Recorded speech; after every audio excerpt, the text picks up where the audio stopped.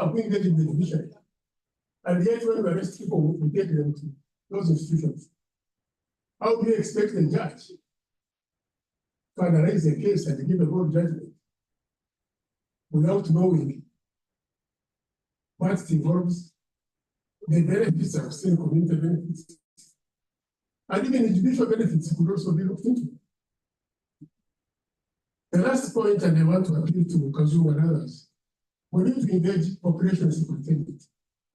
There is a lot to do with the population and the forestry. See, the population are destroying the forest because they have to live.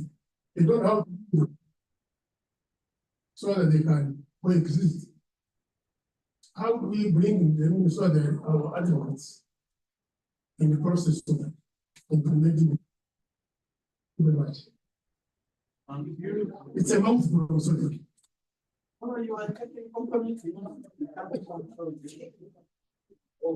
to the land development. Thank you very much.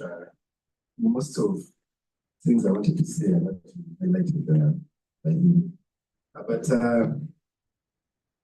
in my past life, even currently, we've worked, especially with an organization called Advocates for Natural Resources and Development in Nigeria.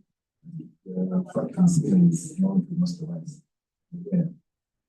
Especially around the building of capacity. Because you speak to capacity, first the capacity of communities to appreciate these things, and the protection of the forest. I have witnessed this communities protecting forest. That forest, I think it was planted by the British, of Mount Moroto. I think it's on Mount Moroto scale, somewhere up there. And I remember about 2 years back, there was some sort of war there in Moroto town. I think there was planned by the district to cut some of the trees that had already fallen. The community's perception of it. I remember there was some sort of a strike by the community protesting that, and I think that action was stopped. I was called in, of course, to support the community. I remember we met some meetings and here and there, but that action was stopped. So capacity building, we've done a bit for just a few members of the judiciary with ANADE, Advocates for Natural Resources and Development, about 3 years ago. But I think there's need for really much more. Even lawyers. I mean, how many lawyers big interest? In most universities, environmental law as a course unit is even elective. It's an elective. But we know these are the things that really concern all of us under this sun. And so I think capacity building has to go really deep, targeted. So we have some good, decisions from judges, building jurisprudence on, environmental law practice in Uganda. I wanted to know the trees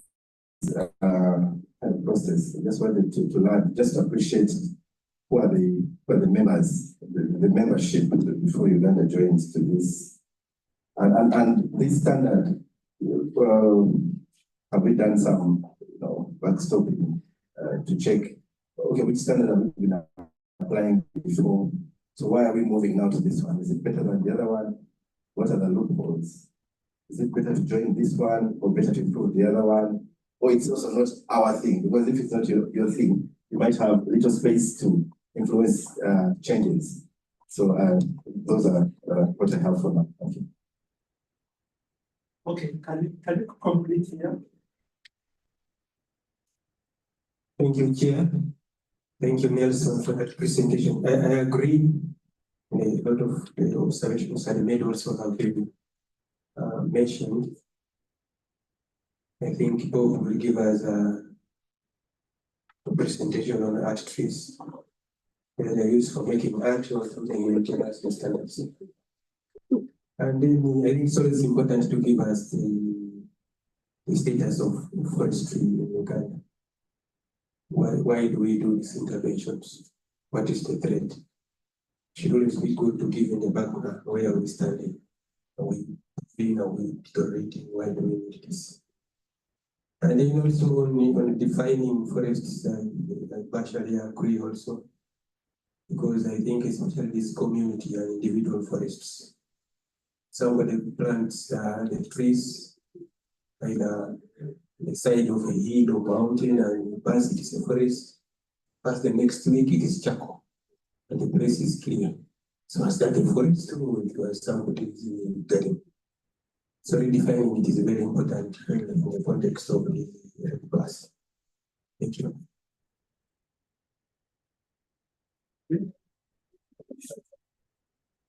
On the definition of the forest, yeah, I think it might be timely, but when you also think about defining a wetland, just for thought, because I've heard some cases on the countryside, Bukendia. Sometimes I feel bad. I'm on the other side. I'm on the side of the guy who is contesting into the district local government.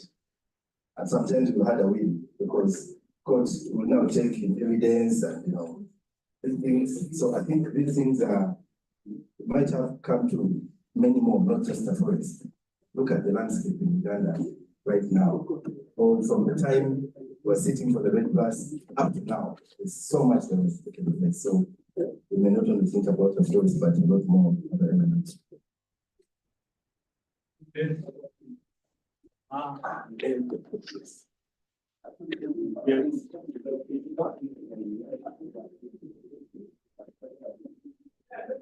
Thank you, moderator and chair. Just as a matter of emphasis, the issue of forestry definition is a necessity. I was just imagining within myself here, so many people today have planted the trees and they've become forests. There's an issue of ownership. Land ownership is the forests that are planted on the government land, the ones which are categorized as forests, all the people have planted, that is an issue. Anyway, another thing that I was observing, I've seen a lot of work that has been done by the team, and I want to appreciate. I've just glanced through and I felt, wow, this is quite some work. And I'm looking at that road there, like we are somewhere going uphill. But the way I've seen it is that most of the issues that we were looked at were at a strategic level. What about this downward operational level, what implementation level, and whatever you may call it? Where are we? Because that is where most of the work is. That's where most of the issues of concern lay. So how do we bring it in as also a priority? Where we are going is okay, and I love it. But we need to take care of this downward level. Thank you. Thank you so much. Members of the technical committee, and as I hand over to Nelson, what I can say is that the question from the land fellow, Mr. Omar, I think for that we will leave it for the next presentation, because it will be unpacking it. And then, yeah, you have the floor. So, you can use this. Thank you, ATC, for wonderful comments and hot questions. In public service, it's not a good practice to speak a lot when your boss is around. So, I would invite you to respond to some of these questions. I hope you're not just talking things. I know you know them, but you see these principles of public service also. Before I joined the service, I was in the private sector. So I remember my former boss was telling me that you guys are going to really suffer when you join the service. because there's so much procedure, so much procedure, so, yeah, but anyway, a lot has been said, and sometimes you wonder, where do I start from? Where do I end? But let me, I know that some of these questions can actually be responded to slowly as we have a longer session of plenary towards the end, because some of the questions like the art trees, well, I have just about 5 or 6 slides about the overview of art trees, because I suspected you might ask me to make a presentation. But when you look at the program, you recall we didn't have any presentation to that effect. But I decided to have, some slides to that effect, so that we are able to, to cover that in case it arises. And thanks to my imagination that it came up.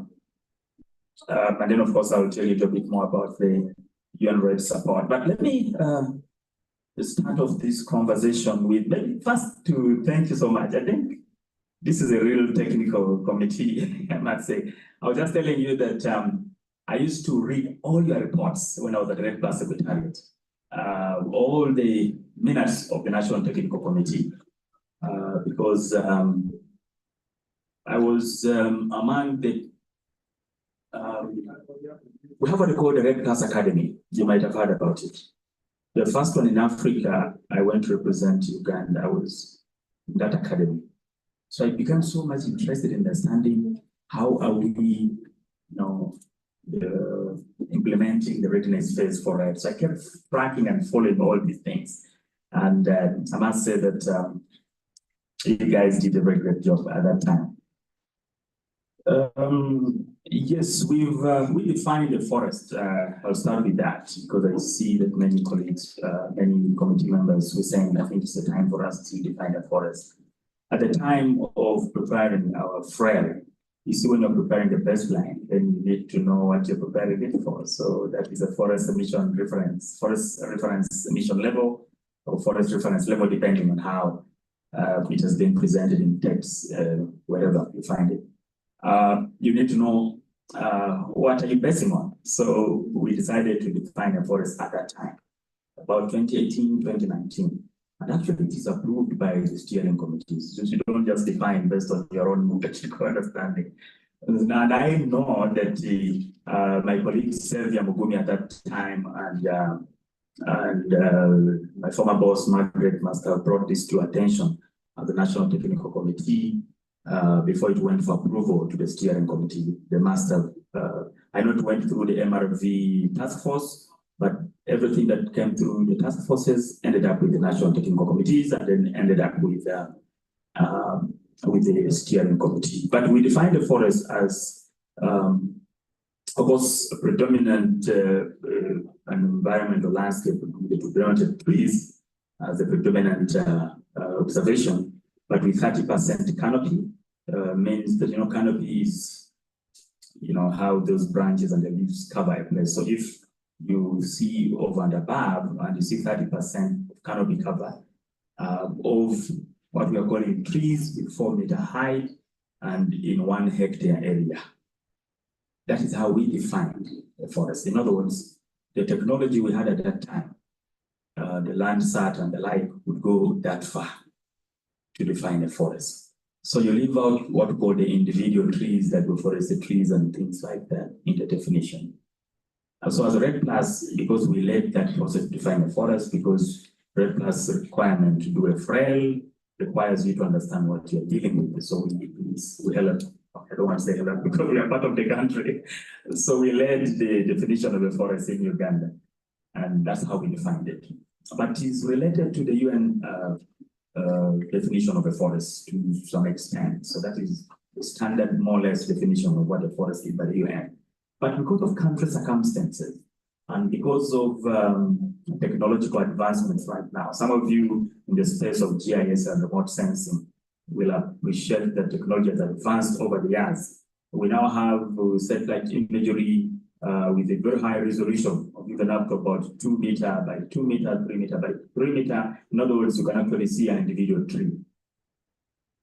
From Sentinel and from Planet, for example, you can now even see individual trees. So because of that development, we think as a country, we need to not to miss out any of our estate that we have and make sure that even if we are counting for carbon, we are counting even for many of those individual trees that can be seen. And when you combine them to give a canopy, then it becomes actually a real forest. But it must be 4 meter height, because anything less than that may not be appropriate to be called a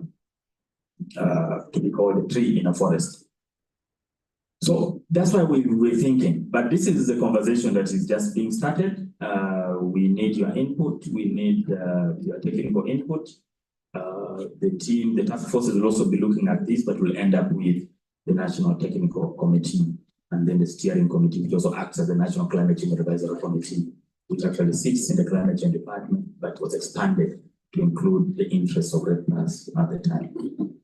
So we believe that it would be nice for us to then redefine a forest for Uganda's case, such that we don't miss out on any of the interests of the smallholder farmers, our forestry investment, which are very critical for adaptation, actions, as well as, of course, the mitigation co-benefits or mitigation adaptation co-benefits, depending on how you look at it. So that's why we felt that we needed to define a forest. But the conversation we just started, we wanted to just flash it to you, such that you can think about it, you can give us some ideas.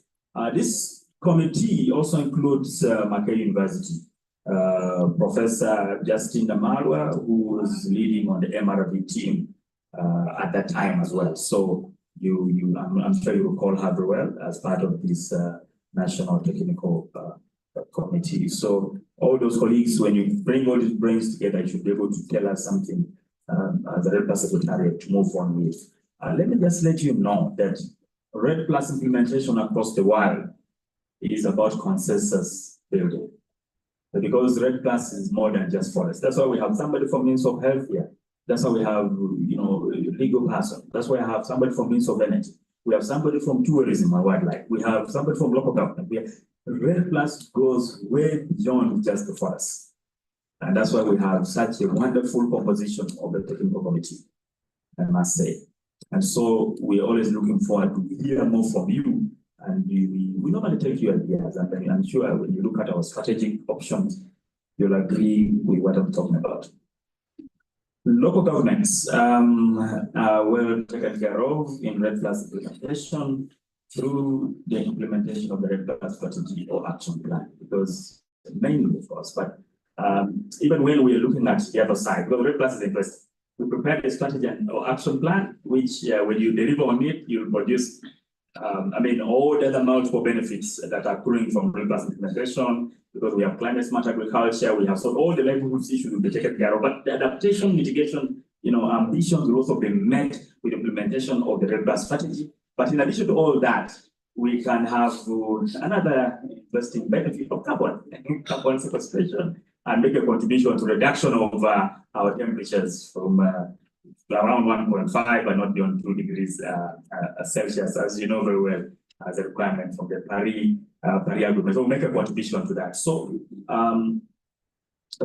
the implementation of the REDD+ strategy cannot be done at the national level. And I love your statement that most of the things we did were at strategic level. Very true. And that's why when you listen to the presentation of presented by the Secretary on the status, we kept saying that there are things that we need to do very quickly. Since the readiness phase, we're trying out also, to mobilize resources, additional resources from different people. It's been scratching here and there from the UN REDD support, but we have so many prospects from other donors who will be facilitating that. But also, if we sell some of the credits to the GCF at $5, okay, they're trying to increase to $6.2 or $8 per ton, and we had about 8 million tons. So if you compute, that's about $40 million US. So if we have some of that money, then we shall try and do our best to take the strategy down to local governments, including all the other things, because the government of Uganda financing is a bit limited at the moment since the time of COVID. For those of you who work in government, you know what I'm talking about. But we're trying our best to make sure that we take these the lower local governments, including lower local governments, to make sure the DDPs like you had take care of REDD+ aspects. It doesn't matter when, but we have initiated the process. Within the NDP4 strategic direction that some of you are aware of, we've included REDD+ strategy implementation in there. And you'll be seeing it, some of you who will be coming across the program of natural resources, environment, climate change, lands, and what you'll be seeing one of our PAPs there, the indicators for NDP4 as being one of those things. So we have included there such that when we get financing from GOU, we can put, if we get it from donor, we shall push it over the next 5 years. We implement the new NDP4. The extra point for these things is quite an interesting question, Commissioner Wanagoma. But we know that the Climate Change Act fronts the District Natural Resources Officer as the focal person for climate change, which is, to me, a great, it was a very brilliant way of handling it, because natural resources has lands in there, it has environment, forestry, and so the best, to me, it was the best place to put climate change issue. But as you know, the natural resources officer at the district heads that department, so he has the other sectors of forestry, lands, environment, and or wetlands, depending. And so if it comes to very specific, our forest officer should take a lead in that, but cannot do that without working with the natural resources officer who is head leading the climate change issues, especially when it comes to issues of reporting. Because you know the function, the role of the head of department is the one who interfaces at the technical planning committee. Then he engages with the political leadership, sectoral committees is the one. So he has to be part and parcel, of course, supported by the technical officer, who is the forest officer in that case. The private sector, I love that question. I mean, I have a bit of, I think there is a wave of called something happening in this country. But anyway, the private sector is extremely important, and we've been engaging them in different ways. In fact, when you look at those, what we call it the non-state actors, behind those NGOs, there is a private sector in one way or the other. They're the ones who buy these credits, they're the ones who want to use them to offset or things like that.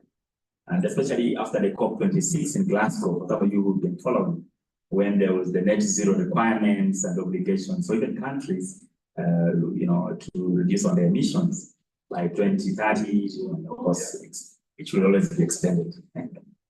But so those requirements, because the private sector is an engine, it's a vehicle for money passing through, but also they do a lot of things that require to offset. The private sector is behind it. But for confidentiality reasons, that's why we're not presenting them here. The lawyer here will tell you, the private sector is very keen on confidentiality. So we're not saying they're doing bad things, but they're saying, okay, we might have competitors who might want the same things. And so, sometimes we may not have to mention us so much, but behind them, behind the WCS, behind WWF, behind the environment, behind the people there, the private sector is actually, behind there. And so they're involved in that line, but on the committee, we have representation, the private sector, as well, Litiga and the others are part of the National Technical Committee, but also part of the steering committee for REDD+. I agree with you, of course, that energy is very attractive to the private sector. Of course, we also have CNOC, which is a Uganda company, not CNOC, UNOC, which is a Uganda company, which is also interested in advancing this conversation of carbon and things like that. It's part of the private sector, and the many others that you'll get to know as we move forward. Of course, my brother there is talking about the forest, whether it's natural or man-made. But the forest remains a forest. If we define it the way I said we might define it, we might reduce on the issue of the area, the 1 hectare, because if we make it small, because we're now able to see the little trees, technology advancement. And I know why Robert Bachika here I'm going to tell you a bit of a story how Emily comes into this conversation, because some of you might be wondering, but Emily is one of those few non-state actors who have been in this space for a very long time. In fact, they have a lot of experience working with the UNDP on climate change issues for quite some time. And so when our partners, UN RED through UN Environment, were seeking for somebody to support administratively on the implementation of the UN RED support.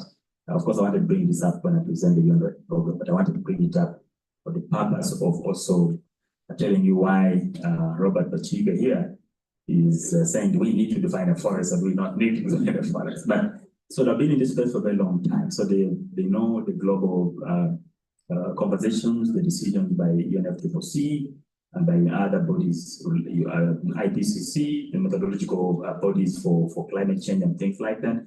And so there could be some pros and cons of defining the forest. So when we're looking at it, we want to look at it from an open-minded point of view. Sometimes you might actually, if you want to know a lot, you might cause problem for yourself. Because the world is looking at emission reduction. So, boy, you are saying that okay, you have a lot of carbon sunk because you are able to look at every tree. And so you don't need much, the difference, because you're paid for a difference. There's a baseline and then a difference, so you're paid for that gap.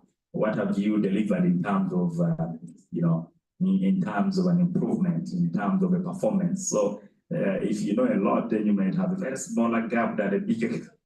So these are all aspects which we shall be looking at with the MRV teams. We shall bring this back to you on the table. But Uganda is one of those few countries which is very transparent with our data. If you visited the farm catalog of UNFAO, you'll agree that we are I think we're the only country in Africa that was able to share freely our data. We have a bit of confidence in our data than many countries, by the way. And that's why we have all these partners running here. Because we have shown that, because you can never deliver a technical annex, those results, without being subjected to the technical expert review. I recall I handled that with some colleagues at NFA during the COVID time. I used to come to office, you remember the difficulties of coming to office during COVID, because I wanted to access good internet and things like that.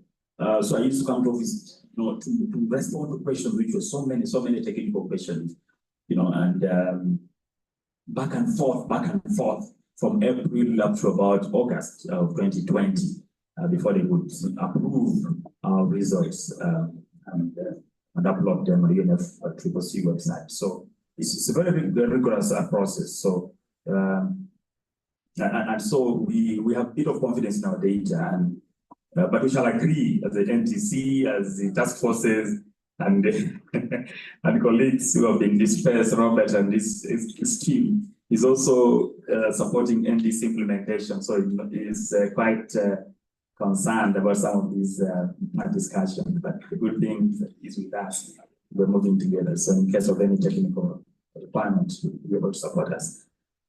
Okay, so that's how Emily then, of course, comes in to be part of this RED Plus Secretary supporting us, especially on the safeguards aspects, but also beyond the safeguards, like having this meeting that plans and and things like that, as you'll see moving forward. Have we shared with policymakers or noise makers about that? I know we don't have a lot of time, but let me do my best to summarize the rest of the things. Yes, I think we've been able to talk quite a bit. Most of the things you hear about the status of forestry, RED Plus has made a contribution to that.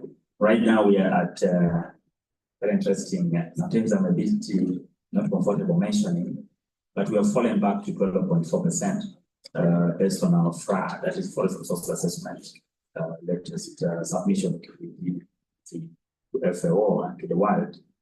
We were at about 13.3% by about 2020, 2021, but we have gone down now, 2022, part of 2023, because we are now able to, with current technological advancement, to do every 2 years. So we're able to to see much more. So we're able to give you some update every 2 years, as opposed to 5-10 years in the past. So we have fallen a bit because of a lot of charcoal burning, and that's why His Excellency had to put a ban on charcoal. Because when we did analysis, we realized there's a lot of loss in that part of the country. So we decided to slap. Don't tell me that you're the one who led the slap, but no, I think there are many other people who made that decision. But of course, with mixed reaction, whether we have really had charcoal burning or not. But I mean, it was based on some of the statistics that the Red Plus is freely providing to the policymakers. So when you look at our map, so from 1990 to this time, you even get scared. So sometimes we presented things because we really want to show what is happening in the estate of forest. And then somebody picks it up and says, oh, why is it that place seems to have lost quite a lot over the period? And so, charcoal burning, there's also this and that. I think let's put a ban. This kind of decision. But whether ban is the best thing to do or not, that's for another day. It's for another day, not for this meeting. So yes, we've been able to talk to a number of people, opinion leaders, but in terms of I think amplifying this message, I agree with you. I think we need to do much more than that. This country requires people to keep reminding each other and things like that. Otherwise, we might not get there. Community ownership, yes. Red Plus is very interesting, by the way, approach, because when you look at the safeguards, social and environmental safeguard, the requirements for all the safeguards, the Cancun safeguards, we're not able to share with you what the Cancun safeguards my brother was talking about. There are 7 Cancun safeguards, but safeguard number 3 and 4 is talking about stakeholder engagement, including indigenous persons, and don't leave anybody out. In fact, the standards that are used for computing carbon from Red Plus are very strong on the social inclusion aspect. In fact, when they realize that the communities are not being included in all these conversations, the implementation, you might actually not get paid. So we keep look at this meeting, by the way, the National Technical Committee, because you're at the Red Plus Hub, you are mentioned. In fact, your names are there. We are trying to update them. You're trying to see, because you have people who have to say that, I cannot engage anymore. I left, I retired from the Uganda Investment Authority. Remember Bwana Semakula Godfrey, for example. So we have to replace this person. And so your names are there in the system at the Lima Red Plus Hub. They're there, of course, sometimes not have access, but as we do have the feeds to get there, the Red Plus focal point. But so when we engage you, we take a record of that, because in the future somebody can ask you, you claim you have national technical committees, but what are they here? When did you last talk to them? So if anybody asks me, I would actually be totally in a challenge, because the last 3 or more years, you've not had a conversation with him. So for me, as a Red Plus focal point, I was very concerned. So I asked Emily and my partners that come rain, come shine, I want to have a conversation with my NTCs, not only because it is a requirement, but also because we need your technical input. We need you to, and all the things you're talking about, we have taken note, and we're going to improve where we've fallen short.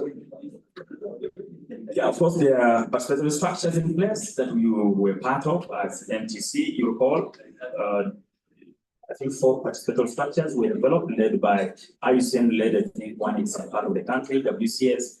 I remember Tree Talk, I think, plus they led environmental land, I think, as well.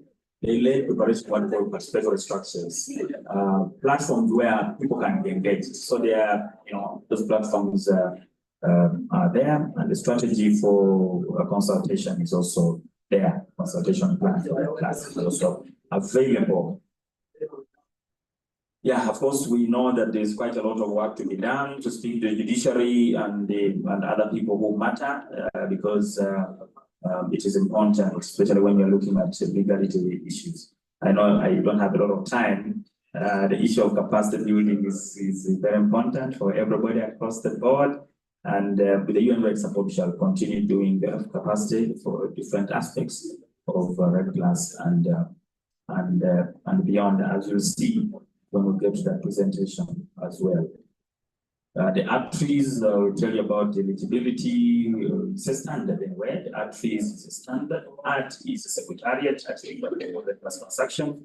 which is hosted by Winrock. Winrock, some of you know the company. When you Google, it's an American company. I think limited by Guarantee, like an NGO more or less, and it supports. It's the secretariat for the art. Tree is the standard. So the trees is the standard. The art is the secretariat. It was combined. That name was combined.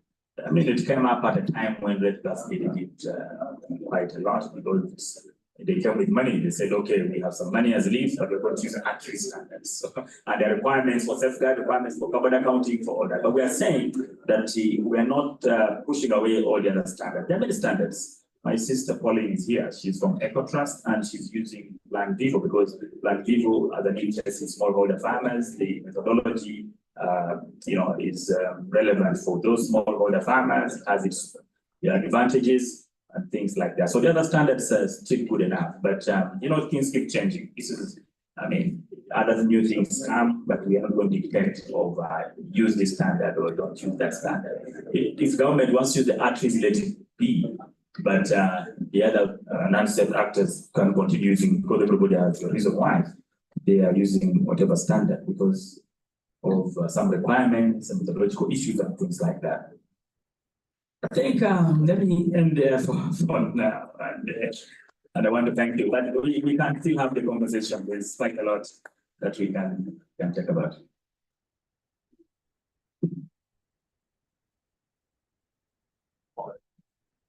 We have certain rights that's the secretariat behind it. So thank you very much, Sam, for the elaborate feedback. And you can see the NTC is already happy with the progress you are really making on two things.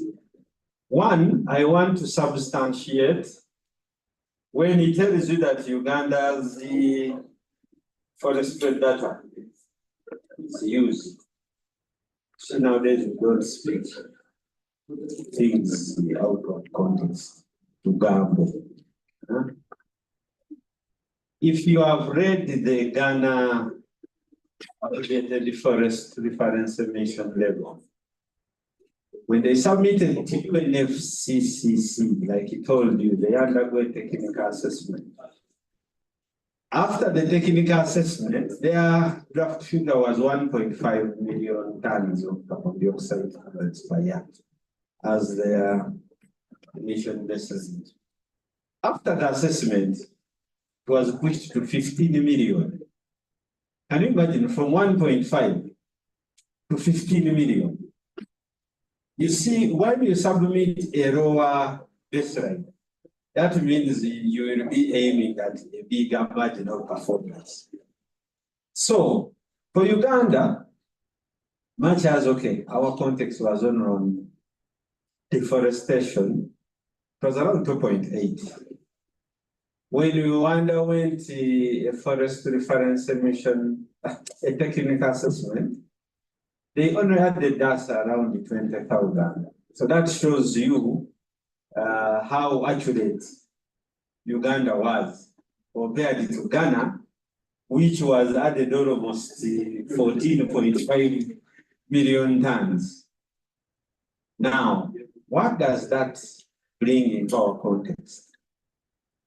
This means when we are updating our frame, and actually we wish the Red Plus Secretariat, since we're also talking about NDC 3, the next list of NDCs, we should move beyond deforestation and at least also look at forest degradation, such that our frame does not continue to only report about deforestation.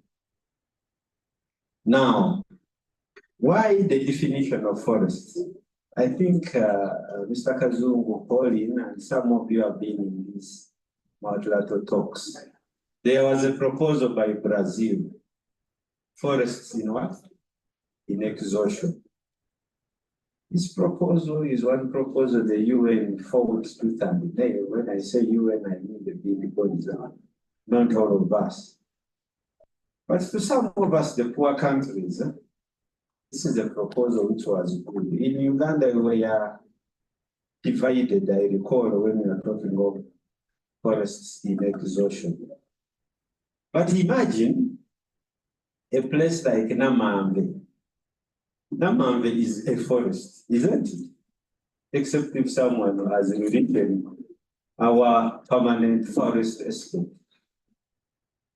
And Brazil is simply saying, if these areas which were once forested by 1990, we can include them in this so-called Article 6 mechanism, through a reforestation mechanism. We are planting trees where they did what? Where they existed. So they are saying that is a place which had trees, and if we can estimate its potential, we can add it on and we accrue result-based payment. For the last 12 years, no one wants to discuss this, no one wants to talk about it. Some of us have left REDD+ negotiations until no one wants to. But all this brings us to rethink what should be the definition of the forest. In Uganda, we are silent about such comparisons. Because like you had what the commissioner told you, we are interested in metrics. Canopy cover, 30. Height, 4. You see? Now you are leaving out shrubs. Because it's difficult to find a shrub at the height of what? No, 4. But other countries are calculating shrubs as trees. And when they are located everywhere, they are calling them a forest. So for me, these are the interesting things I would invite the NTC as you resume thinking and everything has to do business. Think through this, because people are talking about carbon potential of peatlands. Now, one of the interesting things in Uganda, it is difficult for you to go in a wetland and say this part of the wetland is a peatland, this is a wetland. But we already have people who have done mitigation potential peatlands in Uganda. You have discarded them. You don't come with these so-called satellite imageries and do your emission factors and you say you have estimated mitigation potential. But you can see what we will be missing if we really don't contextualize these things. Soil carbon is another interesting debate. And we are trying to see how do we ensure the country's mitigation potential is put into the broadest picture. So these are some of the things for me, I think the NTC needs to continue thinking and guiding the REDD+ Secretariat. So one question which was not addressed, I think, was about district forest services, which came from Koma. I would still think we need really to revive district forest services. This might end up becoming a forgotten baby. I don't know if you recall the Paris Agreement. We had orphans in the Paris Agreement. One of the orphans people don't talk about in the Paris Agreement is REDD+. We refused to design the rules for REDD+. And Norway was our champion when it chickened out. No one wanted to follow up, so we left REDD+ to the mercy of whoever was interested. So they have remained permanent orphans in the Paris Agreement. And for some of you who are still negotiating, please give life to Article, I think it is Article 5.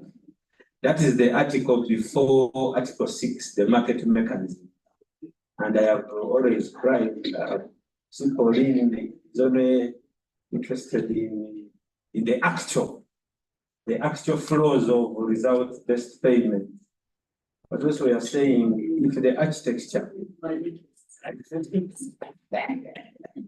trying to see how things move and turn into actual business than the Rugambo. So for me, I would think this would be some of the areas also the NTC would continue to explore. So we are going into our last presentation, and this is the UN Red Support Uganda. And I take this opportunity to welcome the Secretariat again to share with us what this support is doing. Over to you. I also have one concern. I hope I'm not opening the Pandora for.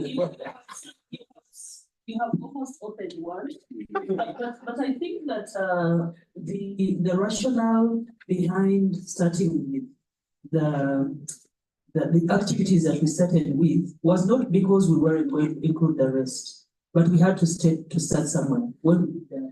When we did the mission reference levels. So the understanding at that point was this is what we have methodologies for, time for, resources for. But even the strategy says that we will add on all the other activities until we have all the red plus.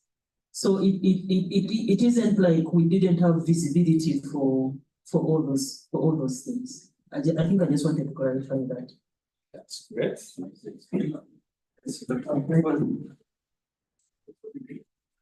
Okay, thank you. Okay, thank you very much. This is for all of us, and maybe Bob, you can help me much on this. We are in the process of writing the National State of Environment report, and we would love to capture something on REDD+. And just something struck my mind, something that was written in 2014, that was 10 years ago.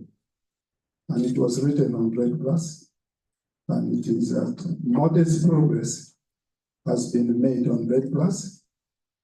Some carbon projects under the REDD+ pilot initiatives and voluntary carbon schemes are being promoted in the country as part of enhancing mobilization of carbon finance by catalyzing innovative carbon financing schemes.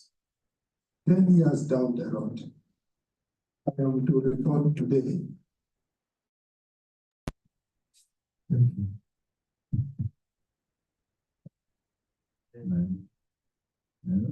Yes, sir.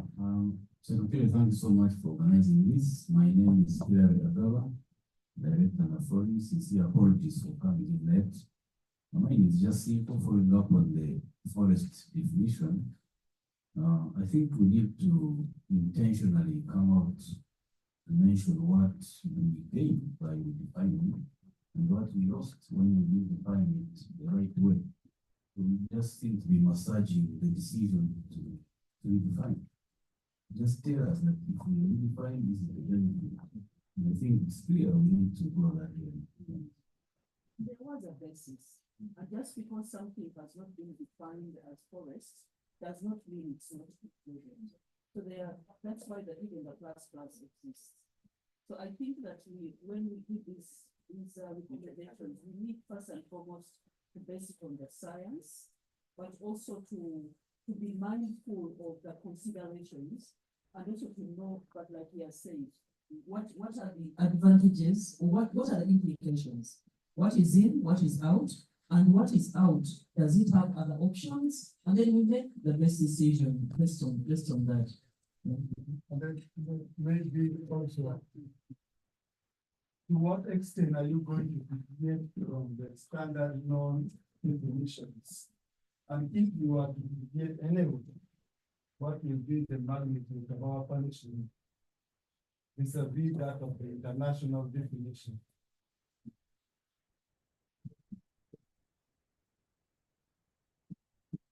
And I think most of these issues are coming up because of context. That's why Brazil raised it. And in terms of context, for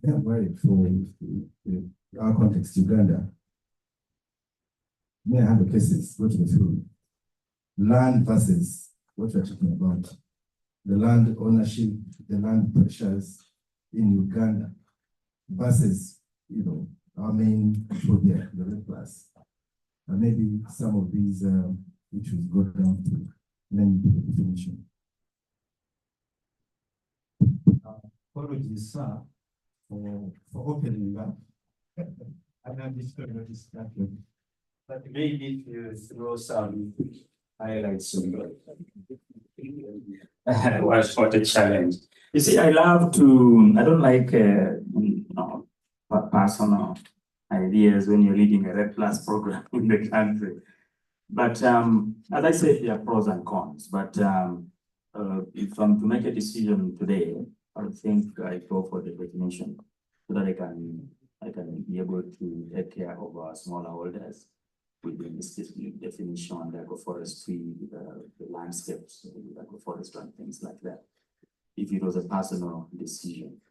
And so I'll be fronting that, but I'll also, I think what we need to do, we're going to, because I have an opportunity to ask my experts to, before it comes to the NTC, to look at these pros and cons, do a quick analysis and then share the next engagement with you, but you can also do an online sharing because we may not want to waste a lot of time. If it's okay with you, we can share with you some soft copy of our thoughts as the Red Plus, but also as experts within the country, the NTC, so that you can look at it and make a fair judgment. But I think it is the right time for us to redefine it. The other one was a very global definition, so we're missing out a number of things. Yeah, and the conversation that Colin brings on board about the beyond deforestation is something that you'll see in the UN Red support. We want to go to that direction, include activities beyond just deforestation, but also degradation and then the removals and things like that. So that I'll share with you what we're trying to do as a country now to include the other activities. The more activities you have, the more advantages. We have a lot of potential, but we want to use deforestation as an activity. Meaning that if we added the other 3 or 4 activities, you can have much more potential carbon sinking for this country. And of course, I'm talking about emission reductions. So if we analyze the other activities, we can have much more than we have. The country has a lot of potential. Uganda is one of those countries. The reason why we have oil, by the way, is because we have a lot of below ground biodiversity. And carbon which has accumulated over. Did you know that oil is made of carbon? That conversation is for another day. But I think Uganda has a lot of potential for carbon emission. If we looked at their activities as well,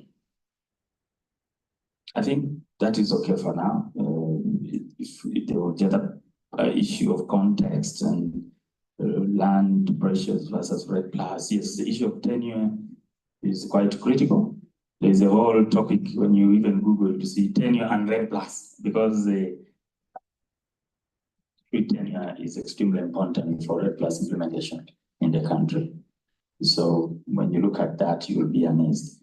And by the way, if you want to deal in carbon, make sure that you have closed all the loops of conflict. There is no buyer of carbon who wants to buy a place where there's too much conflict, because then you are infringing on the rights of some people who should actually be supported. Okay, so yeah, there was this issue of pilot projects, VCM promoted, blah blah, catalyzing. Yeah. So I think to me, my brother, the beauty that I'm also part of the technical committee for the environment, national state of environment report, and I've provided already some input to your colleague on what our thoughts are. Of course, 2014 was way before we could even do much on our Warsaw elements, but now we have something that that we can present with confidence. What I maybe didn't tell you, which the NTC needs to know, is that apart from some of the projects that are being implemented by EcoTrust, which are red light, but we don't have a really pure REDD+ carbon project in the country so far because first of all, there is the issue of the regulations and guidelines we're preparing. Robert was saying that Article 5 has been forgotten. We are trying to amplify that. I'm just returning from Oslo. In Norway, there was a meeting, what called the REDD+ Knowledge Day, organized by the World Bank. Now, the World Bank across the world has put in money in the readiness phase. You know that the FCPF financing was focused on REDD+ readiness. So there's been a concern that all this money sunk in, all these technical aspects sunk into REDD+, and we don't have resource-based payments for REDD. In many countries of the world, we're not accessing this REDD+ financing. What is the problem? So this was the discussion, and everybody was there. Norway was there. I mean, Norway government hosted us in Oslo, and then all these donors, name them, the Germans were there, everybody was there. And we're saying, this is the time now for REDD+. In fact, they are putting aside some special funding for REDD+ secretariats to strengthen the secretariats to amplify this whole issue of REDD+ implementation across the world. Because now we're going to a very critical phase of resource-based payments, and a lot more capacity needs to be built, a lot more technical assistance has to be provided. And so in the coming months and years, we'll be seeing a shift. And the Article 5, I'm sure that in Azerbaijan at COP29, and actually in Brazil, because Brazil was very concerned as well. In Brazil next year, COP30 should be able to amplify this conversation and bring REDD+ at the center of the conversation for mitigation adaptation, but also for carbon, for climate financing. So we have a lot of hope, but I think the reason was that there were some arguments about if we then meet all the requirements, we have reduced emissions. So then what? There was that conversation at the global level. But the question is, there's a lot more that needs to be done to get there anyway. Okay, so yeah, I think that is it for now. We can talk until the cows come back home. We thought we would release you at 4 p.m., but I'm getting a bit uncomfortable having you here up to this time. But allow me to run through about 7 slides on the overview of the ARTREES. Then I dive into the support of UN REDD, which I'll make very short. So in the next 20 minutes, I'll be done with both, or less actually, with both presentations, if you can allow me anyway. So because there was an issue raised about what is this ARTREES, so I didn't, somehow on the program we hadn't included, but I thought about it last night and said, but what if the NTC asked me about this ARTREES? So I have a few slides. There could have been about 20 slides, but I've made them about 6 or so slides. So I just want to share that with you right now. Okay, so in terms of the content, I look at overview generally and who are the eligible trees participants, and then the cycle, and then the ARTREES versus the LEAF, and then the ARTREES validation verification, sort of in a detail of what happens there. So as I said, the ART is a secretariat, architecture for REDD+ transactions. I'm sorry about this slide, it's very dark, but the vision of the ART is to provide confidence needed in the integrity of forest emissions reductions to unlock new large-scale investments to protect and restore forests and reward countries that are delivering those resources. So that's the vision at the Secretariat. I say that the Secretariat is an American institution called Winrock. Some of you in the energy space, I know my brother John told me, so Winrock is very powerful in energy, biogas and things across the world. But it also has a lot of technical capacity. So it was Winrock and other experts in the world, people come together, universities, Yale University, Oxford and others, they come together and agree on something.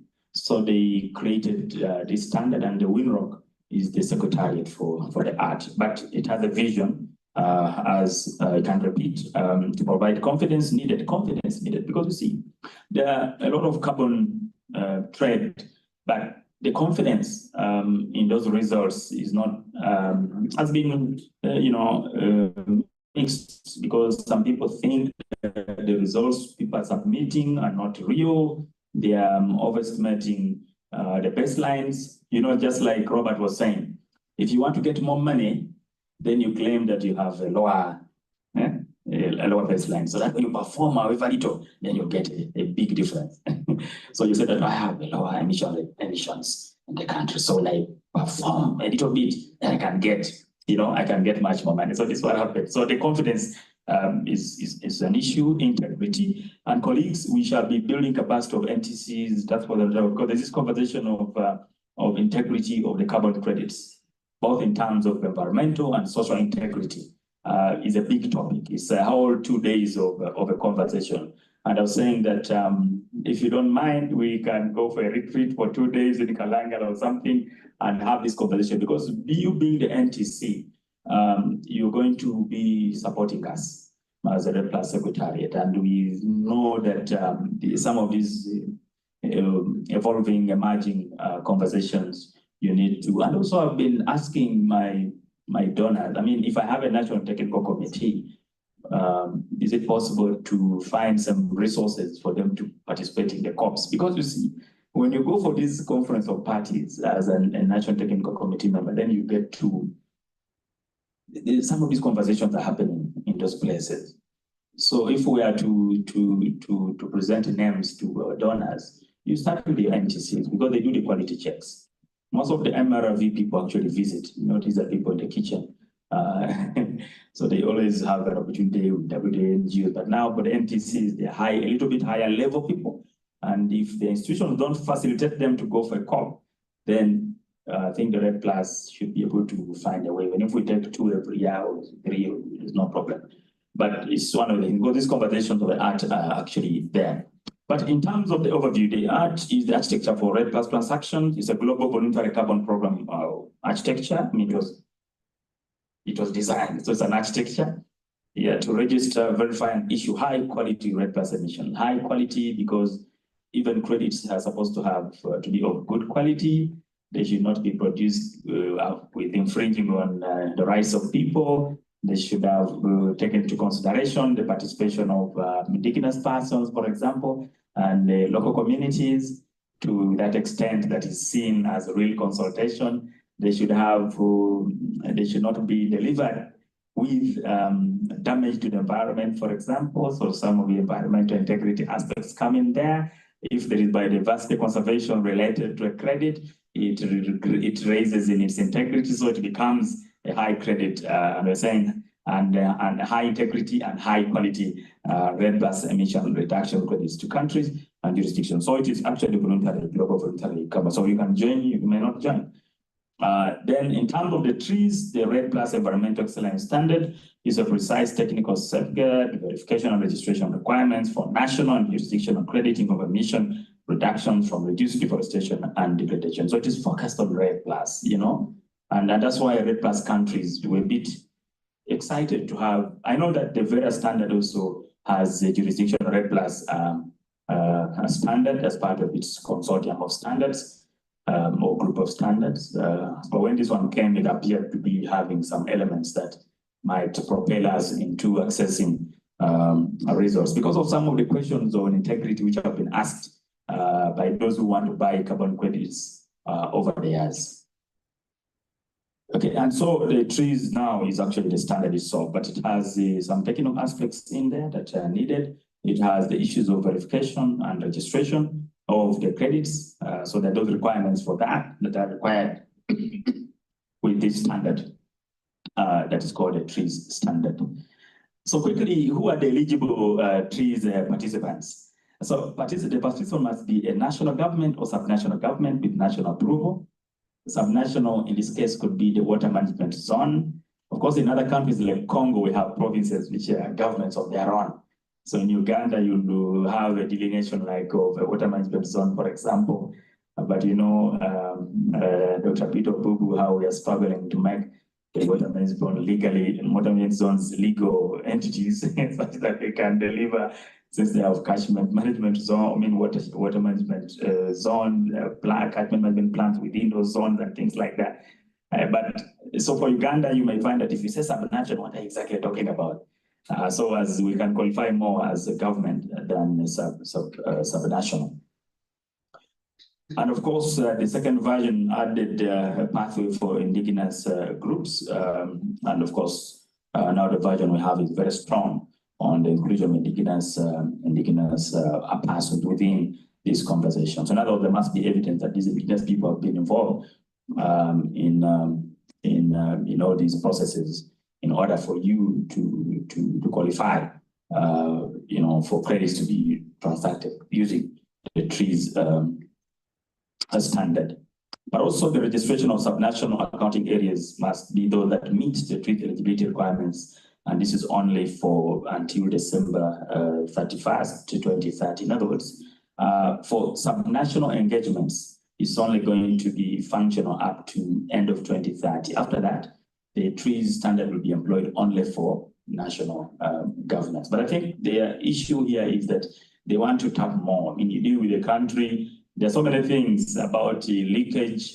Those of you who are in this conversation of carbon trade and the like, there's so much of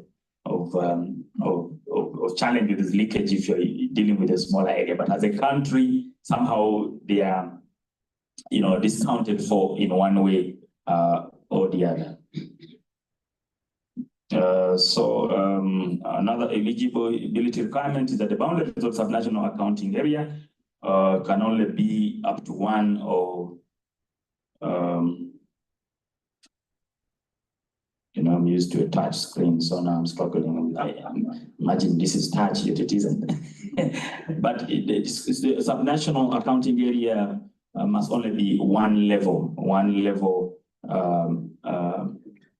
down. For example, if it is a country, the next level should be a subnational, like a water management zone or a region like Northern Region or something like that, not anything lower than that. This is what they're trying to say in terms of who is eligible. But now this is a very important one. The subnational areas shall encompass a minimum area of 2.5 million hectares of forest. So that's why they're interested more in the national level. And so that's why you see when we redefine our forests, it gives us an opportunity to fit within this much quickly, because you'll have much more area available. Right now, our estate seems to be small because even the technology we've been using is not delivering on taking care of all those small things that should be called forests anyway. But of course, this conversation of the minimum forest area is also still being done with this standard. Some countries have raised a red flag and saying, but 2.5 million hectares seems to be a bit too high. What about the other smaller projects that are already being undertaken within? Don't you think that, and the artery says, okay, you can reduce them, but it's when you reduce them, then you might have a smaller. So it is a bit of a conversation which is happening, but that is what is eligible for trees participation. There are some technical requirements like any other standard. There is an audit style validation. Every other standard has a requirement for validation and verification. It's only, I think, Ghana in Africa that has gone through validation and verification for the arteries. They are that stage, initial stages. And it's a bit, when I was visiting their presentation the other day, you could see that it's quite a rigorous process. And sometimes we wonder, shall we pass that test as a country? Because they look at all the nitty-gritties. Did you meet these people? And if you met them, what did you discuss? What about the indigenous persons? Did you really meet the indigenous persons or the elites who are calling themselves indigenous persons? You need to have evidence that you've actually met. So there's all these, so the guys go down to the villages and talk to people. Then there are some legal aspects, of course, which go along with this kind of standard in terms of what does a country, in terms of private land ownership, tenure, land tenure issues, who owns, what about the carbon rights and all this. So there are a lot of legal aspects that go along with, and so our council there, you'll be quite engaged when we come to these requirements moving forward. And of course, there is need for us to set a reference level. Every country that wants to utilize trees standard needs to have a reference level. And maybe to mention, we are trying to do the second reference level, using the support that we have with UNRED. And then, of course, the issue of accounting, non-permanence issue, leakage and uncertainties. as well as the safeguards requirements. Quite important. So the cycle is such that you start with the submission of the trees concept, which Uganda did, and then it was approved by the secretary. When you go to the trees, even if you Google, you'll see the countries that approved concept notes, and Uganda is among those, I think 15 countries, I think, not many, but yeah, so we are among those countries whose concept was, and we just submitted this because one, we started engaging with the LEAF coalition. The LEAF is lowering emissions through accelerating forest finance. It's a consortium of many private sector companies, like my colleague from Secretariat mentioned, Amazon, Delta Airlines, and all these companies, A&B, those giants, American and European-based companies. But also there are 4 big countries, USA, UK, Norway, and South Korea recently joined at the COP27.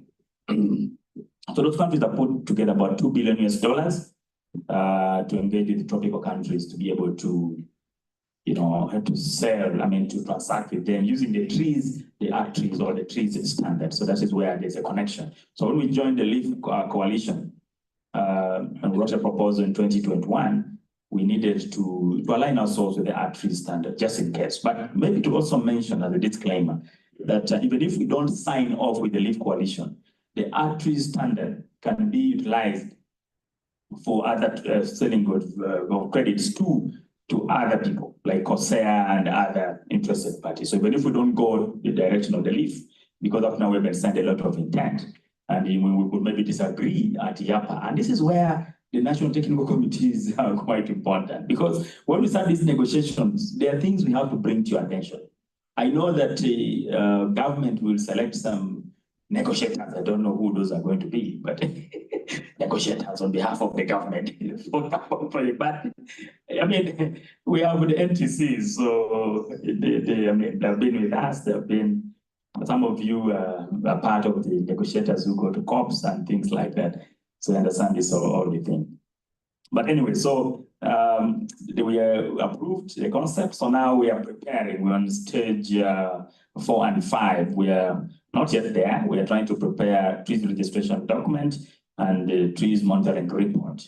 Right now, UN right support, as you'll be hearing in the next presentation. So the next stages will now include, but at each of these stages, the Secretariat WINROC, the Art Secretariat, reviews and approves whatever submissions that you make. And this is a procedure by all standards. So whatever document you submit, they review at some stage, for example, stage number 7, then we, as Uganda, will select a validation and verification body. There are some independent bodies in this carbon trade business, some of you might be aware, that do come, they are they call themselves independent because they don't give a damn, if I may use that. They don't care who, whatever. They want to look at the real things. Did you do this? Have you met the requirement? Have you done? There's nothing like relationship building or something. They're like auditors, actually. So they come and look at all the things, and then they can say, no, I think your credits you're talking about cannot amount to that. I think, because of ABCD and things like that. So we need to be ready for. So you say, and they're there globally. UNFCCC website, there are VVPs, even the Art ISOF Secretariat has a list of validation verification bodies. Unfortunately, we have very few in Africa, and we don't have any right now in Uganda, unless if Pauline tells me otherwise. But do we have any VVP in Uganda? No, not yet. Yeah, but not as really best, locally best here, and maybe.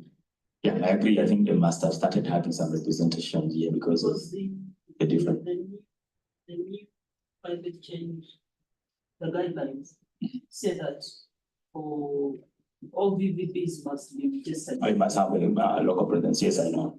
I think that's why they've started to, to come around. But so we don't have national, companies that do that. So you can imagine these are international bodies. So it has its pros and cons anyway. So, but that is a discussion maybe for another day. So the other stage is then when those validation verification bodies do their job, then they are also approved by the art board, the board of the art secretariat. And then after that, the tree registration happens, and then we issue the first, we do the first issuance of the credits. I want to conclude. And of course, the art trees, as I said, is related to the leaf because it's the standard that that we chose, that the Leaf Coalition chose to use. I want to challenge you to Google and find out about the Leaf, so that we don't spend a lot of time on this, but it's a coalition of governments, as I said, and companies, public and private, to sort of like to pull together resources so that they can engage with tropical countries. Tropical countries is the key word here. Okay, and of course, it exclusively transacts credits verified by the art trees. So there are also some, stages there and the relationship between art trees and the leaf. In other words, a country like Uganda is a jurisdiction by terminology, that conversation of art trees or the leaf.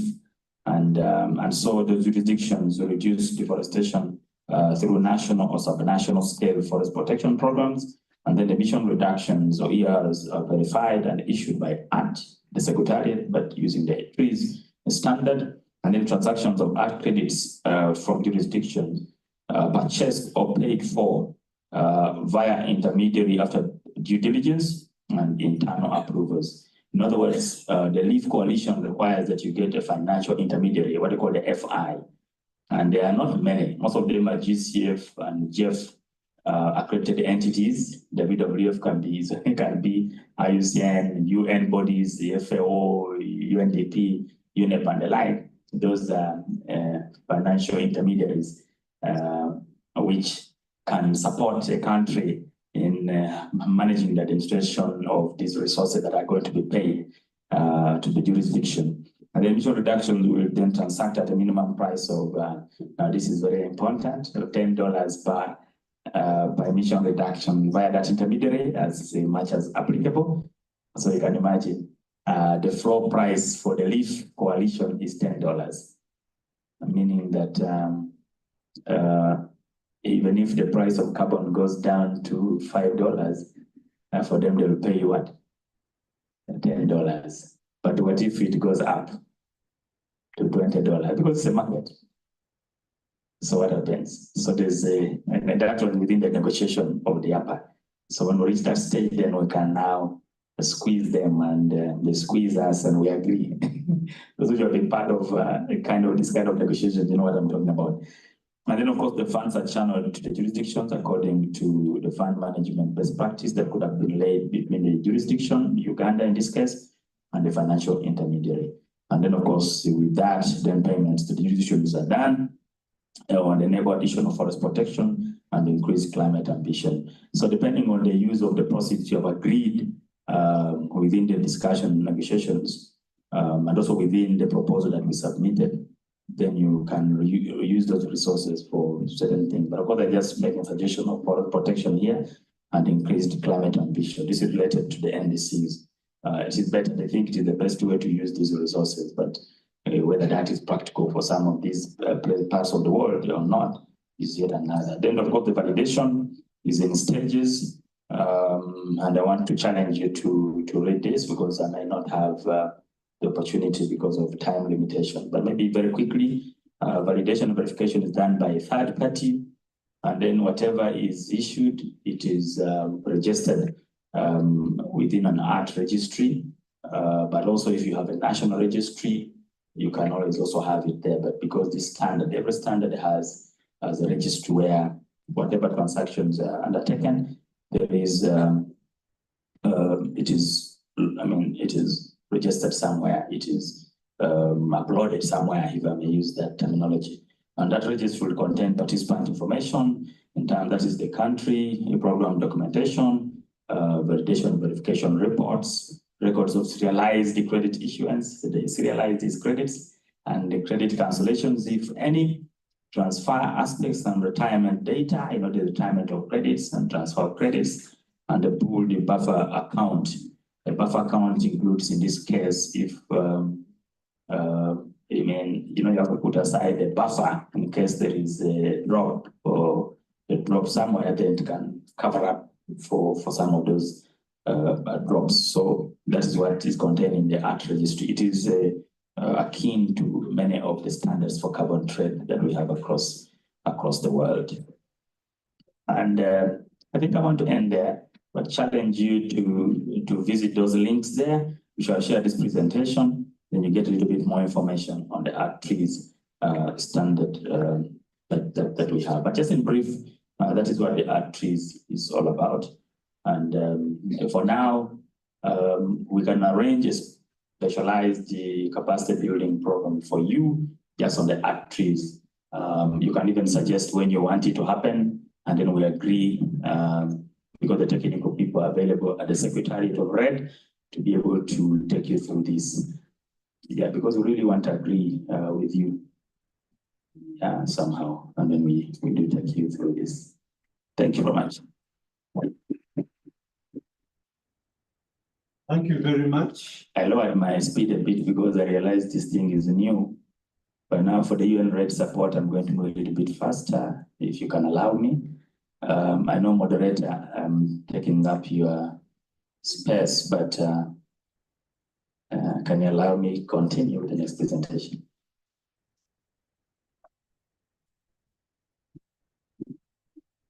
Okay, I'll do it very quickly. But the platform is available for you to ask more questions as we move forward. So allow me go to this last presentation of the day, and I'll be very quick. As a way of background, you might be aware that the UN RED program was part of, you remember the introduction to our RED Plus participation as a country. We had those wonderful donors, the World Bank, the Norwegian government, the embassy to the specific, the Austrian Roman Corporation, the UN RED country program. So they supported us during the readiness phase, and they were coming in to support those participation structures, to policy aspects within RED and things like that. Some assessments here and there, including FAO, for example, supporting us on the National Forest Monitoring System. And you see, when all that support was happening, I mean, there's so many advantages we got. We got into a relationship with the UN bodies. And I want to tell you something that since that time, even when the World Bank FCU financing closed and the Austrians, ended their support, and the Norwegian embassy ended their support, the UN continued. I want to tell you, in the background, you might have heard my colleague talk about the GEF-funded CBD project, Capacity Building Initiative, Transparency Forest Project by FAO. When they got that project, because they had supported us on National Forest Monitoring System, they continued to improve on our National Forest Monitoring System. And so, so they continue with that spirit. So in 2020, when we're submitting the results, still FAO supported us to submit these results. Okay, well, they supported us in the sense that there were some very hard technical questions. You know, I'm a very frank person, much as I'm a GIS person and I know many of these things. But there were some questions on, on the quality assurance, on the uncertainties, the programming for uncertainties, and which I couldn't answer at that time. So I could then request them through an email. Of course, with the technology, you struggle to remember what you started to put this together. But it was very technical. It is sort of been with us for a very long time. And you know that the strategy preparation was part of the readiness phase. But as I mentioned to you, we haven't yet moved the strategy. There are so many things that we're supposed to do. So they've been, looking at how can we continue to support the country in, taking care of these barriers to RED Plus strategy implementation.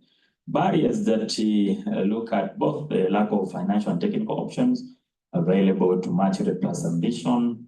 The current investments are a fraction of the expected needs for implementing the country's policies and measures. The low awareness at the cabinet level provide political support in order to protect the environment and combat climate change. Low capacities of stakeholders at different levels to respect and address the safeguards issues. Lack of a framework to roll out opportunities in the carbon markets. So even these regulations and the guidelines, when there was a bit of delay in having the regulations out. I went to the Commissioner for Climate Change and I said, you know what, I'm going to look for money under UN RED. And so that we can do the registration very quickly, because my partners are asking me why. EcoTrust is asking me why are we not, why are we closing out this to other people? Because EcoTrust was moving forward. She can tell you other stories later if you engage her. But the regulations and some of the requirements, were infringing on already the work that was going on in one way or the other. So, but as soon as I got these resources, then UNDP also gotten some money from carbon, from Climate Focus to support the regulations development. And so we are just waiting. As soon as they are done, they're right now with the Solicitor General's office. I hope they come out as quickly as possible. Then the RED Plus, the UN RED support will now do the dissemination, do the capacity building of all stakeholders, including, of course, shall start with our NTCs and task forces in terms of them understanding what is regulation for carbon market mechanism are all about, so that you're able to provide support in a way. The aspects of nesting and benefit sharing and other requirements for ZAS-based payments that were not exactly in place. Yes, we have a benefit sharing arrangement, which is at national level, but if we are to zoom into the landscape and support pilot RED Plus projects, we need to be able to support them in some of these aspects. But also nesting. Nesting, I know my colleague talked about nesting, and somebody might have been asked, what is this nesting thing? Is it a nest of a bird or what? But anyway, it's about if you have a landscape, the water management zone, and then you have so many players who have carbon projects, and you as a country, you also want to know what's actually happening there, or you want to allocate some of its credit to some people. So you do what they call nesting. It's a technical issue. You get to know what is there. If you have a baseline, then you can allocate credit based on their feasibility studies. You can say, for you, from your feasibility study, I see, so you here. Then for you, WCS, here. Then for WWF, we can see this is your area of interest there. So then you nest it out, so you make sure you delineate whoever is doing what in that landscape. And then what remains can be allocated maybe to other people, or it can be for the country's interest. Because truth be told, we have people who are done feasibility studies in those landscapes. Some of those feasibility studies are RED Plus like feasibilities. Others are IFM, Improved Forest Management. Others are ARR. Of course, somebody can say even those can be RED, but RED has its own requirements sometimes, which people have to appreciate. And so if you want to go in the same landscape, the best way is to know who is doing what in that landscape. And then you nest out, and then you say, okay, since you are here, then that means there is a space here. Otherwise, somebody can say, I've taken over this whole landscape. Nobody should come here. And then there could be a fight, there will be conflicts and all this kind of. So nesting helps to avoid what we call double counting, because somebody can claim credits which are not. I know that there are registries which take care of that, but also the nesting helps further to enhance reduction in what potential double counting that could happen. Private sector engagement was seen to be very low. And so it was a barrier to RED Plus strategy implementation. Deforestation assessed through stratified area estimation for that period, 2020-15, for the reference level, and emission reduction for the year 2016-17 were assessed. These are the results that we presented to UNFCCC. But there are more data that we need for the research. That's why we are doing a second baseline of REL. So because of these barriers, the UN RED said, let's come in and see whether we can support you. And so because of that, I just want to reflect a little bit on the fact that we presented results with FAO support, which is part of UN RED for that period. And actual results were 4 billion tons per year at that time. And so a total of 8 million tons over the 2 years. 2015-2017 is 2 years. December 2015, December 2017. But again, About 2020, there again, the Microsoft, my colleague talked about it, requested for expression of interest from countries, just for purposes of having us in the database. In case in the future, Microsoft may want to buy some credits. You know, we might have so many credits, and then, you know, competition is growing. Sometimes we think we are very okay as a country, we are proud, you're the Pearl of Africa. But let me tell you something. If Brazil fully opens up its market to carbon, fully, I know I was there the other day, they are opening slowly in some of the provinces, the Amazon, but if they fully opened up, then some of the people who may want to buy our credits might say, okay, you guys are proud, you're delaying with regulation, let's go to another country. And you know, so we are looking at all the things from a strategic point of view. We don't have to think that we have the best. There are many people with the best, but I mean, with good credits also. So we said, okay, let's have, Microsoft has us in our database. In case later they'll just go to the database. Oh, you can express interest. Do you have anything you can sell us? Okay, yeah, we have something way and above the NDC ambitions. Yeah, we can give you some 15 million tons. And can you give us that $40 per ton?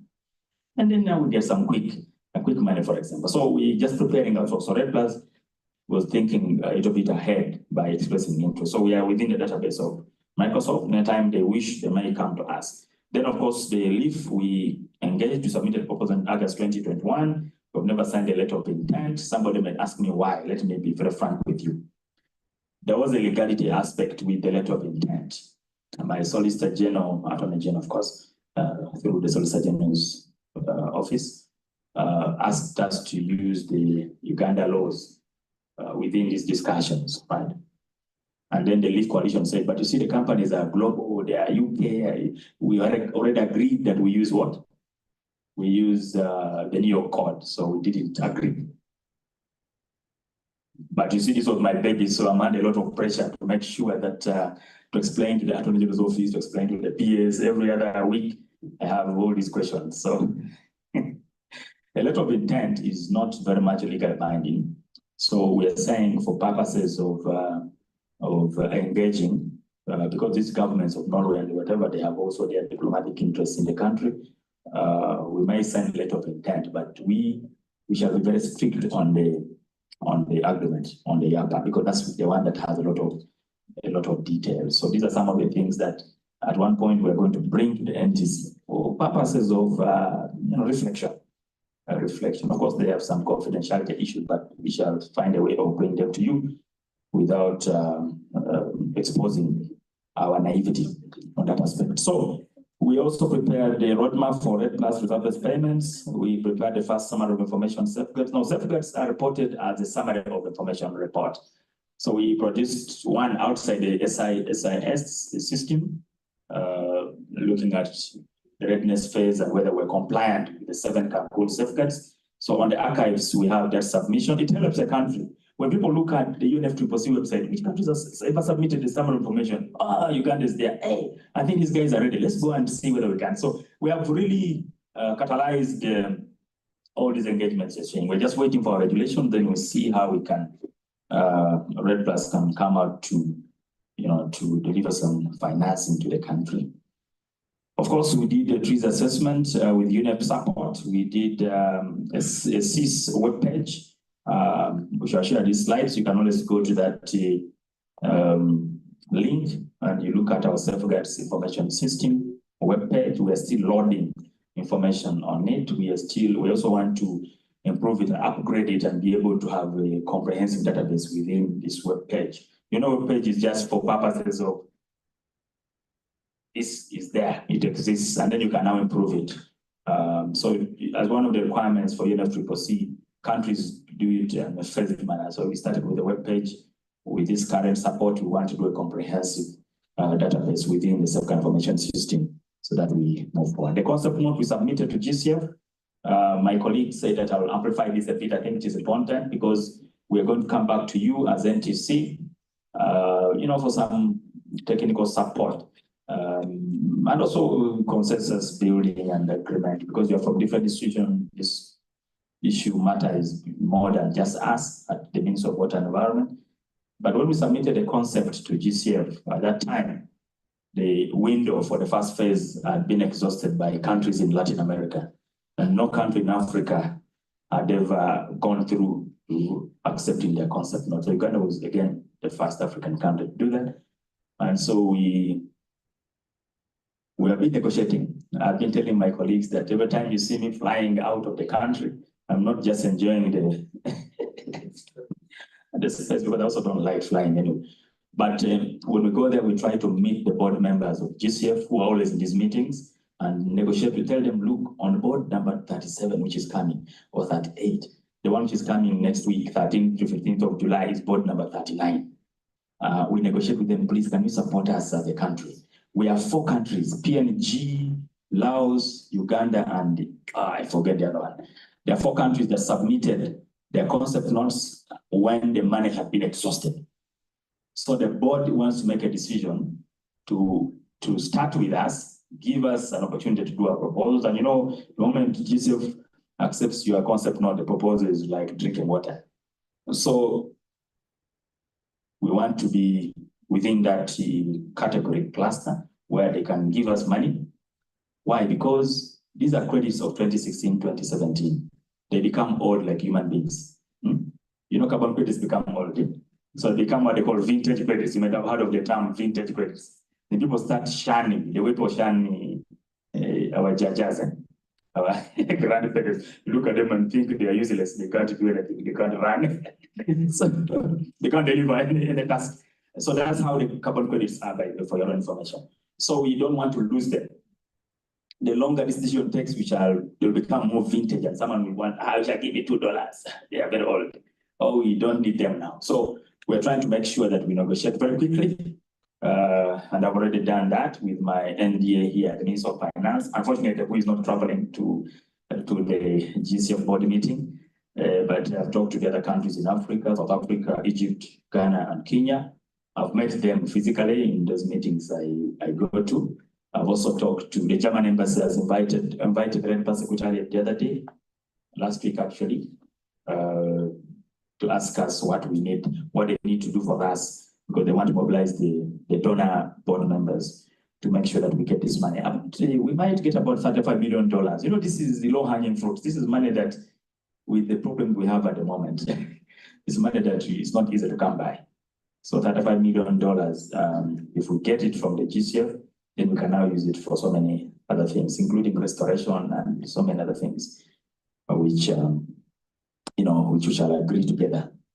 So that's what's happening now with this GCF. If they can just approve our concept, agree that your concept note is taken among the 4 countries for financing, they'll put aside about $250 million for those 4 countries. It's a decision, a draft decision which has been made, but now the board has to concretize. They have to meet next week, and then they just endorse it, and then we are asked to do a proposal, and we shall do it very quickly. FAO is supporting us on this to do the proposals, and of course the other UN bodies, UNEP and the like.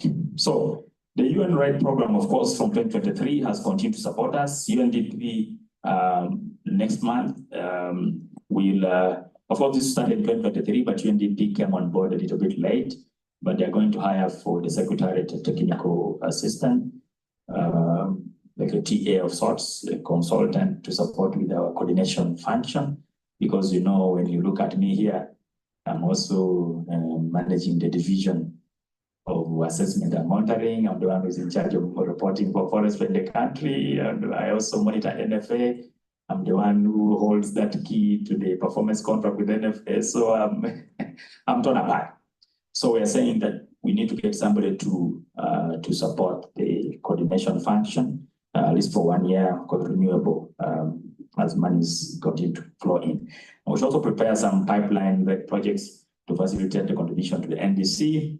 And then there's a lot of capacity building on the guidance regulations, like I told you. So the UNDP is going to lead on this. And this capacity building will start with the NTCs, task forces, and the board have been part of this, because when you look at the regulations, some of you we requested for an input, but it was indirect to you for these regulations. Some of you may not have known because we didn't have resources to bring it together. But we believe that we have taken care of REDD+ aspects within the regulations and guidelines. Okay, dialogues are going to be supported for Uganda's participation in the LEAF. We want to see that we push the LEAF, and also shall try to, the UNDP will try to support alignment of MRV system with the National Forest Monitoring System, but also make sure we have the REDD+ registry in place. UNEP is going to continue with the safeguards work that they've been doing since 2022, later 2023. And right now they are supporting us in preparation of the trees registration document and trees monitoring report. Remember, those are but for the safeguards section, you know, the safeguards, the trees registration and monitoring reports have sections. One of them is on carbon accounting, which is handled by FAO, and then the safeguards section handled by UNEP. But as I mentioned, as I wanted to mention, to tell you earlier, Emily, or the YSA facility, is the one that is providing the administrative support to the UNEP safeguards work that we have under UN REDD support. And that's why you see them here, because they have some resources to support this kind of, not much, but to support this kind of engagements for now. The ones that are managing, we do recruitment of consultants, they manage them administratively to do the trees registration documents and monitoring documents, and even the stakeholder engagement plans that have already been prepared. And then, of course, a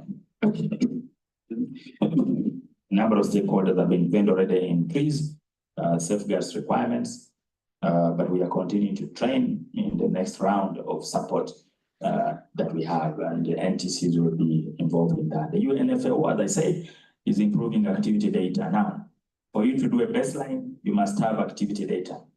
Activity data goes along with the mission factors. The EF you saw in my colleague's presentation is the mission factors. You combine activity data, multiply with the mission factors, and you get the carbon credits or emission reductions as quickly as that. But there's a little bit more to that. So FAO is supporting the improvement of activity data, including the degradation activity, but also we want to get into the enhancement of carbon stocks and the other activities of REDD+ to be included within our assessments.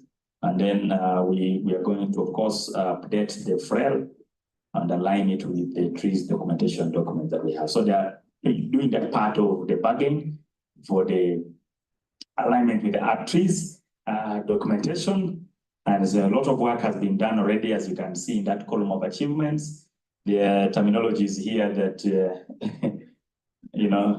trainings have been done by the NFA remote sensing officer. So most of this work is actually being done in collaboration with the National Forest Authority, because the NFA is our engine in terms of data management, data acquisition for biomass and forestry in the country. So we have a lot of expertise that we have technical speaking built within the NFA, and we don't want to lose it. So we continue to work with them. But my colleagues at the REDD+ Secretariat are part and parcel of this for purposes of additional capacity building, but also for continuity. You know, when you hear of these mergers, then you start thinking now, if we merged this institution and then the guys decide to just go away with our knowledge. So many years ago, we started to train people within the REDD+ Secretariat just to buffer in case, you're going to be forward thinking, just to buffer in case we have somebody who gets annoyed if he has been merged and doesn't want to come and goes out with our knowledge.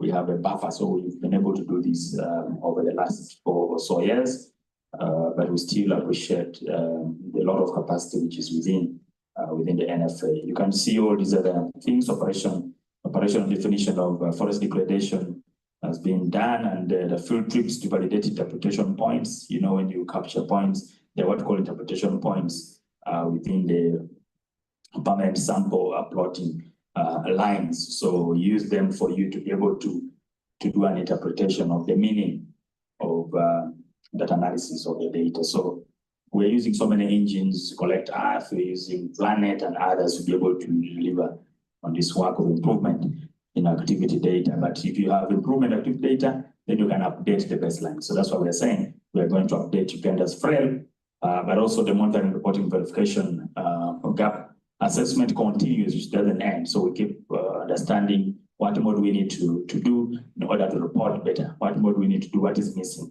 Do we need capacity here? Do we need to close the gap here and things like that? So that continues with this support from UNRED. And there are many other people who have come in because of this support to support on nesting programs for the country. You heard of deforestation-free agriculture rules by the EU.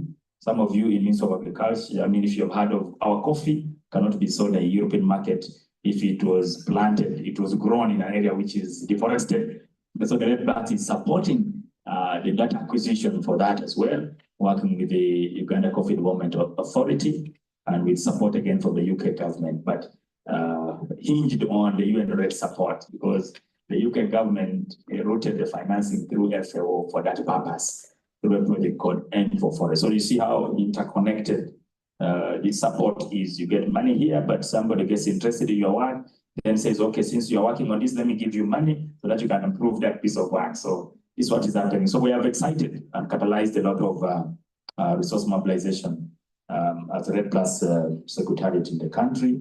And I must say we are moving forward, and we hope that with your support, you should be able to get to a level, of course, with the global engagements. And I like the way you're saying often, Article 5, but we're trying to make sure this issue. But back home here in Uganda, we have tried to embed Red Plus implementation within the department, because at the readiness phase, you remember you had all these technical expertise from I don't know where people you see those whites and Italians in the secretariat. Now we are saying it is back. I mean, we are now supposed to be handling that at the forest sector support department. So we have a team that is focused on this work. Nelson, for example, is and if there and some of the stories are focused on the safeguards work, and then there are other colleagues in the JS unit at the department that are focused on the FAO work because of the activity data.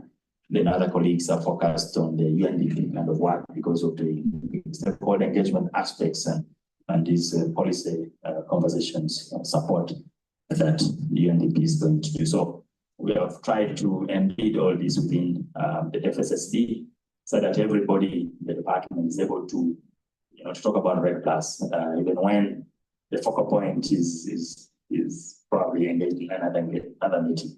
So I want to thank you so much, and apologies for taking all this time.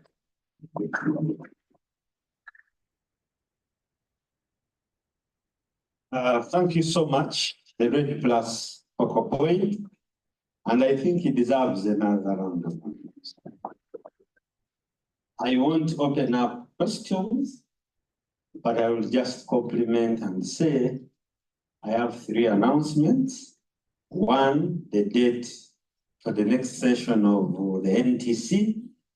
Looking at the calendar, I've helped to make a suggestion the way the UNFCCC does. They give you suggested dates such that you start mobilizing the money. So 10th September will be Tuesday, and it gives us 2 months from today.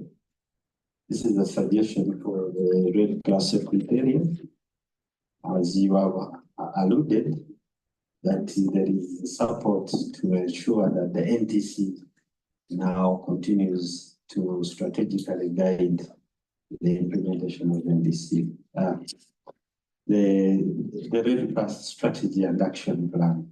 Colleagues, I'm sorry because I track my food from NTC implementation. Secondly, we have tea, which is just outside. As you move out, just closer to these windows, please feel free to have a cup of tea, coffee, and a cup of water. Third is the logistics announcements. I know we have overshot this meeting by 30 minutes, but thank you so much for the resilience, like the focal point said.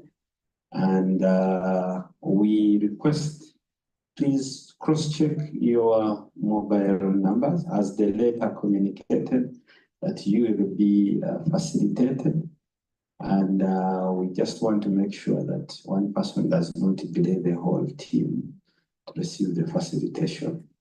So that's all what I have to say. I will hand over to the Secretariat for the closing. Over to you, and thank you for giving me the opportunity to moderate.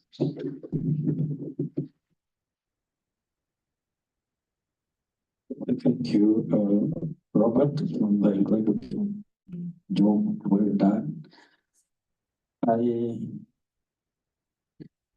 next item would be reflection and feedback. I'm of the view that in the next minutes that we can add ourselves, we give the feedback and at the same time we react to the focal person's presentation, at the same time giving feedback. And soon after, the focal point will give us the closing remarks. We will not get out of you.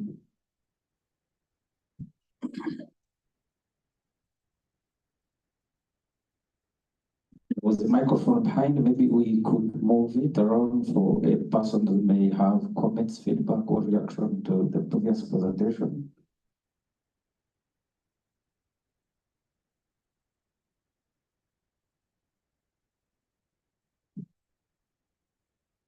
I just want to pick up on what Bob said, which was a very good proposal. You say that if people would like to be taught, I think you say capacity building about art, that will be useful. But I also want to take a step back. The same thing we said about the current definition of forest, the implications. It would also be nice to write some of these things in English, not in project, but in English. As in, for example, there are very many existing standards. Some are for voluntary, some are for compliance purposes. Also, what are the opportunities that are in art trees? For example, when you register with art trees, then you are in that pool of all those collaborating governments and private sector that will only buy forestry credits coming from the art standard. So I think it is extremely useful to take that step back to just discuss these things from a strategic perspective, like I said, in English, not in project, so that we are able, all of us who come into these meetings can leave this place when we can articulate them. Thank you very much. Just wanted to highlight, because you mentioned that there will be a capacity building. So one of the methodologies for that capacity building I'm proposing is to decipher these things and write them in English. Very simple. This is the option. These are the options that we have.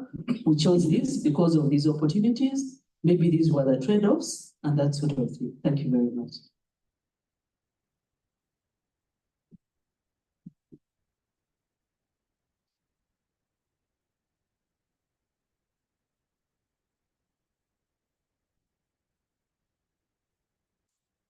Okay, Doctor. Thank you very much, Secretariat. I want to really commend you for this progress, its support. I just want to reflect on one of the barriers about low engagement of the private sector for upfront finance. And I guessed it's the same with the probably government, because I see much of the support is the donor. So reflecting on the private sector, really, I think we need to understand the interest of the private sector. Well, don't get the private sector injecting funds in certain areas. So when we consider that as a barrier, let's, I think, not emphasize it, but understand their interest and how best probably we can interest them in this trade. Then also reflecting on the government itself. If you're talking about 35 million USD that you can easily grab, how far is the government interested and doing support? Thanks.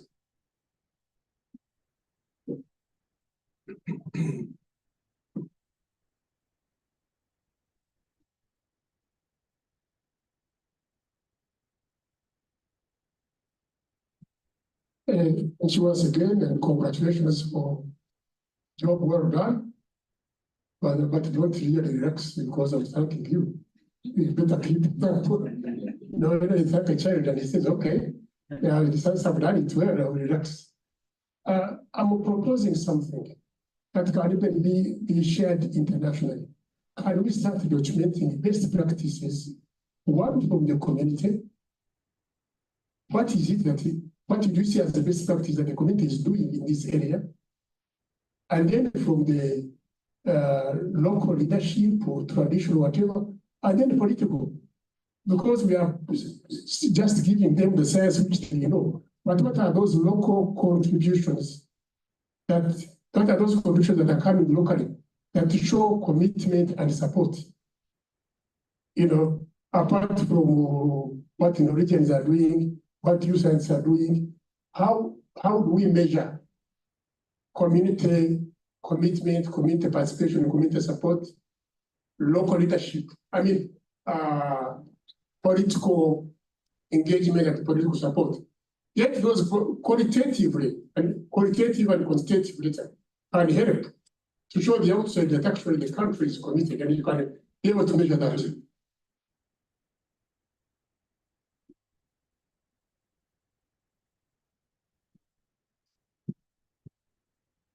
A small one. Thank you. Just riding on what he has been saying, I just want to say a small story. Once upon a time in the Ministry of Local Government, we had a circular to all local governments to ensure that they do plant trees. And it was becoming one of the assessment areas, but it died somewhere. However, on a quarterly basis, the Ministry of Local Government engages with the Chief Administrative Officers. There's also an opportunity to engage with the political leadership.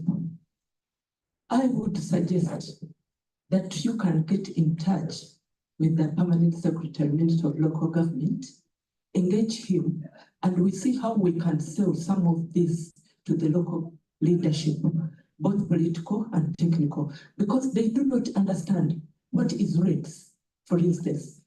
Just talk to them about what rates is, the importance of rates, and how we can cascade it down. Because at the end of the day, all these issues will get back to the grassroots. And it is upon the grassroots that it will give us a way into our vision, where we want to go, where we want to be. So we need to involve some of these people to appreciate this. Just like today, I want to say that I've learned a lot. I can ably talk about the rates. So I just wanted to bring in that. Thank you.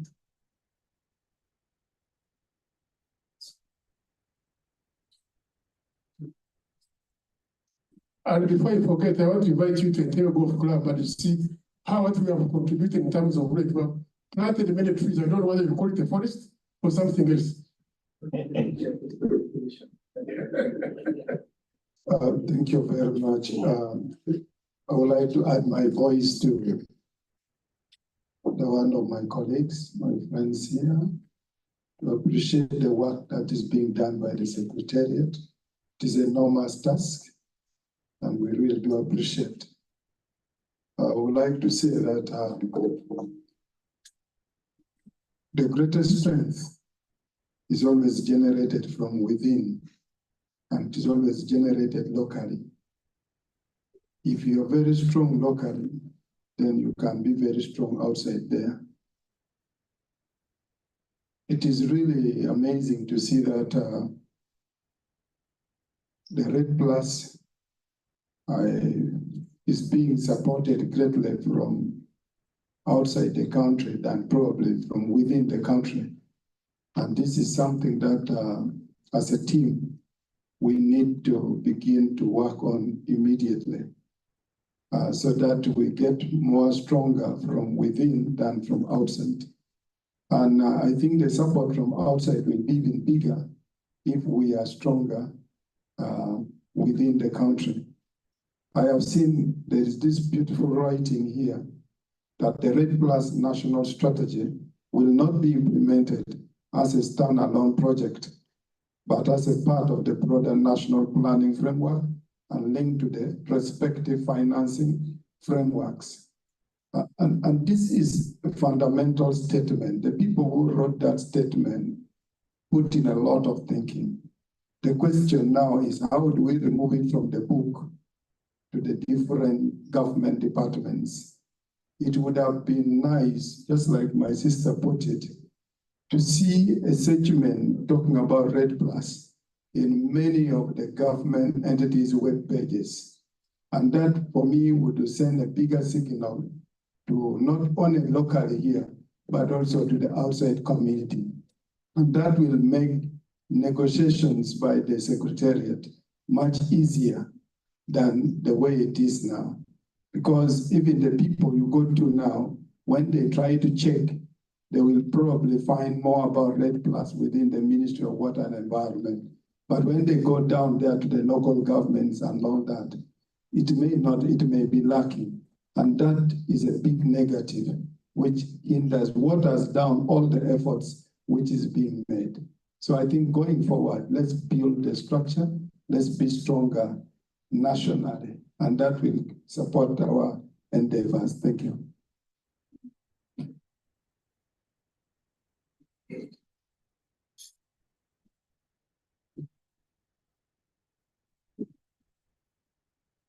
To the ministry for the work you've done. Just 2 points. One, why isn't the REDD+ getting a lot of internal support? Have we done enough advocacy? Maybe one day we need to just, if we get funding, put the members of parliament down, maybe identify. We're calling it nesting. It's a new word I've learned, of course, with that meaning. Maybe we need to nest the policymakers, members of, target them, or ministries or departments, so that they get to appreciate this. It has worked in some instances, especially you identify guys, put them down, let's educate them, give them knowledge. Probably they'll start supporting and pushing it. It would be good to see that when these budgets are being read, probably there's something on REDD+. I think we can achieve it.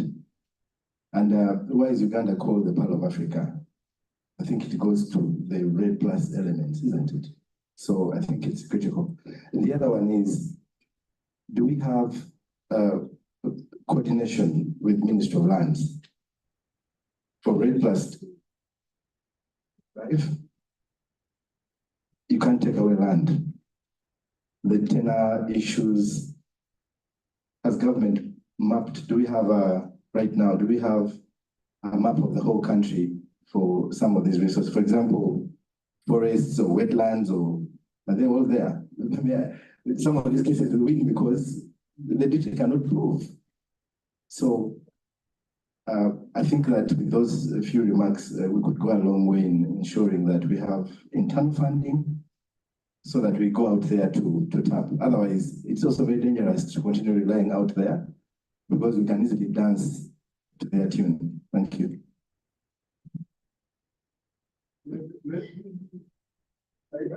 Maybe to add on what you have said, you see, Bob, you brought out something very nice that you do some, what is called kakuyeke.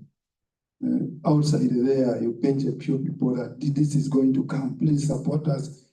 That very strategy must also be used here, so that you begin looking at who are those ones who are vocal in parliament, who can support this agenda.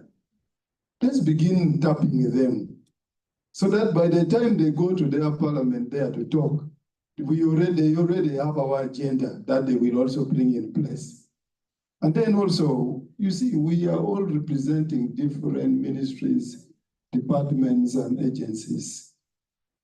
We need to sell this idea to the top management. And I'm glad during the introduction, many people here are managers. They sit in top management in their departments. I don't know how many times they have talked about these things here.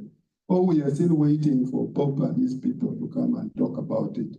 Let's begin to sell the agenda so that together we can achieve this wonderful thing that we are talking about. Thank you.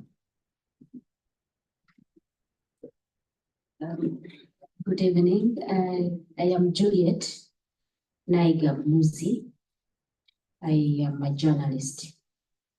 And when you were talking about selling these ideas to so many people, I think we are the right people to do the selling without even charging you. So the journalists these days, okay, when you look at the stories that are put out in the media these days are always negative stories of evictions, of people crying out, I've been living here, I've been surviving on this, but we are not giving them the information of how important these forests are or how important these wetlands are.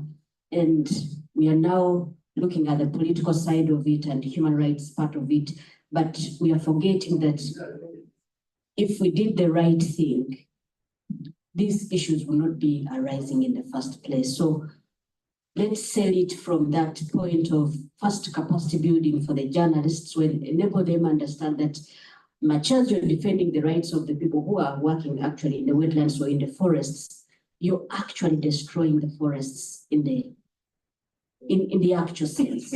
So we should, RED should interest themselves in actually building the capacity of journalists to start looking at issues of climate change, not as a human rights issue, but as an issue of survival for everybody, not for the people who are actually earning a living out of building in wetlands or destroying forests for charcoal.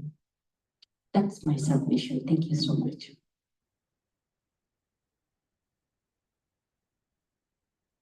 Thank you very much. Thank you very much, everyone. As I invite our focal point to give his closing remarks and respond to a few questions, it's a thank you from me for honoring our invitation. It's a pleasure to meet each one of you. Thank you very much.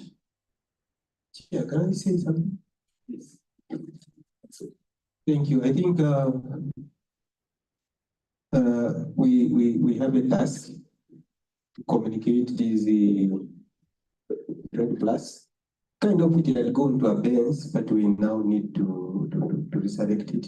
So I think two issues. One is the issue of the NTC, the National Technical Committee. As you said, I think it's very important that we repeat somewhere. And among the issues that should be discussed also is the communication. How do we communicate this? What are the roles of different NTCs? Maybe does this need to be mainstreamed? If it is to be mainstreamed, it is to be mainstreamed where? So I think those needs to be clear. And I think what you also talked about to re-echo it is, as NTC, in these negotiations in the courts, as you say, I think we start taking people one by one, or a few who can go there, so that we get to know what happens there, so that we can come back and become the ambassadors who can move the message down to the country and to different places. So I think the communication strategy needs to be very clear, and the roles need to be clear too. Thank you. Very much. I know we've really overshot by the time, but it's exciting to see, to see you settled as if you don't wish to leave, which to me is quite encouraging. But I agree entirely with the comments that you've raised. I want to mention that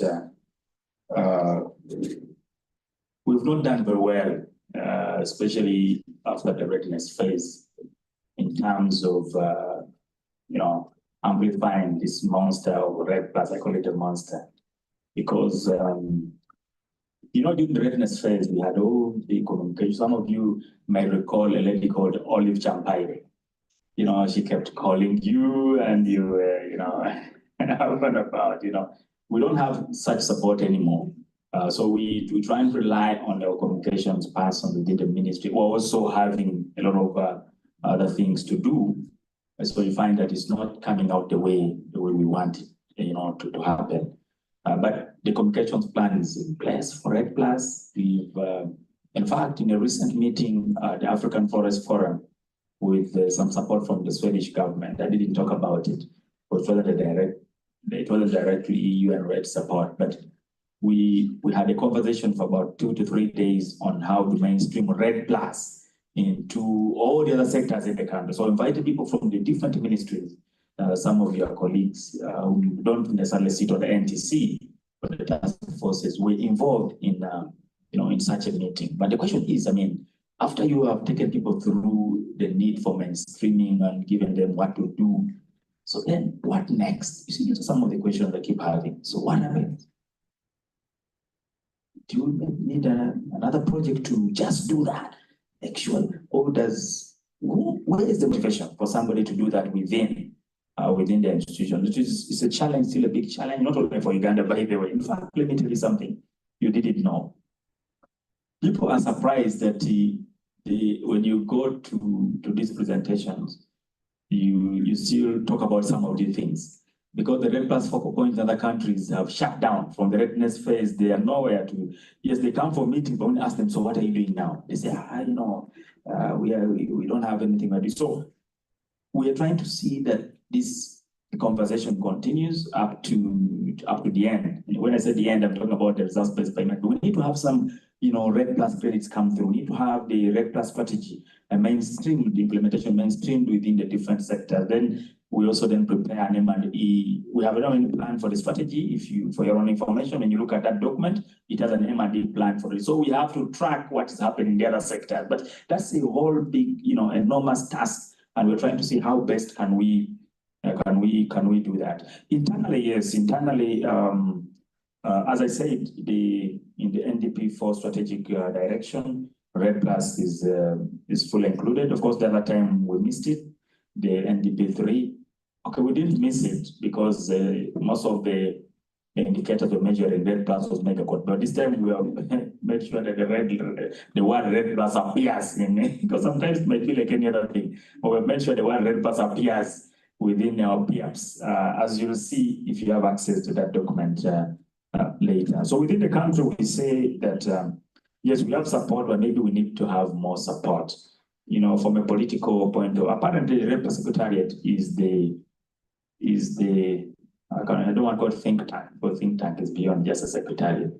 Every time there is a conversation on carbon trade, they have to ask us for an input, whether it's a minister, whether it's the PS. He says, man, this is your thing. Please, can you guide us on this? We are part of the task force for the regulations because of REDD+. If it wasn't for REDD+, we wouldn't be there. Because they know how REDD+ is making it, in terms of capacity, in terms of contribution to all these conversations of carbon trade and climate financing. So we have the support, but I agree with you that in terms of financial flows, because I think that is what could be a good indicator of support. Sometimes you may have support, but not financial support per se, but political support you have, but financial support maybe you don't have because of the politics surrounding access to the limited resources within the country. But the fact that we are now planning for it within our normal traditional planning frameworks for government, and it's going to be funded somehow. We don't know how much will come through because those of you who work in government know what I mean. You budget and plan, but what you get may not be what exactly you budgeted for. So we don't know what will come from the next NDP4. But we think that we can still garner some more support internally. Of course, out there's limited politicking, but we know that we can use the same ambition and the same thrust to gather internal support here. You also know how issues of carbon trade have become more political than anything. Are you aware about that? Or you do not know as NTC? Carbon trade globally is a political issue. It's had a lot of politics in it. So, because the REDD+ doesn't always want to tighten itself, we don't compromise with the quality. So sometimes people are not even comfortable to use the REDD+ mechanism because we are very strict on safeguards. You don't engage indigenous people, we don't take you serious. So some people made, those guys are very complicated, they are going to request for more than we can deliver. So they try to dodge, this kind of, mechanism. And yet it is the one that can deliver even more climate financing because people know it globally. If you look at how people talk about it in the other meetings away from here, you'll appreciate what I'm talking about. Yes, we shall take advantage of the platforms, the COWS meetings, the political leadership meetings by means of local government. I don't know why I should even go look for the PS when Mr. Koma is here. I've asked him, engage him. I'm going to come and then see how you can link me to the PS and invite the secretariat to such a meeting to make a presentation. And let the bit of the red. We have representation down here. If I want to see the Director General of NARO, I don't have to sprag a lot. I have Dr. Hilary Agawa here from the Fori, which is a NARO institution. I just said, please, how can I get to the Director General of NARO? If I want to see the Dr. Kankwasa of NEMA, I have Dr. Kamakechi here. If I need to talk to journalists, I have somebody from the Journalists Association here. So that is the beauty of the REDD+. And I want to tell you, we have all these opportunities that we just need to harness. If I have legal issues that I want to consult on, why do I have to run around town when I have a legal person on NTC? I've just asked, for example, I'm going to present you the issue of the letter of intent for leave. Because as I speak now, I have in my bag, I can even show you. My piece asking me a legal question about this leave. Like, now I'm not a lawyer. So, of course, I have to ask the Solicitor General, but I can ask my NTC for some legal, if I go to, to the Solicitor General's office for official request for this support. So we have all these opportunities in REDD+, and just wish you could take advantage of that. And how we're going to do it is something that you need to help me. And I'm very excited with the suggestions here, because I cannot say that I'm everything, I know everything, I don't know all the things. You need to support the Secretariat to be able to deliver on some of the things. The MPs, yes, you know very well, some of you are aware how we used to take MPs to Entebbe and other places.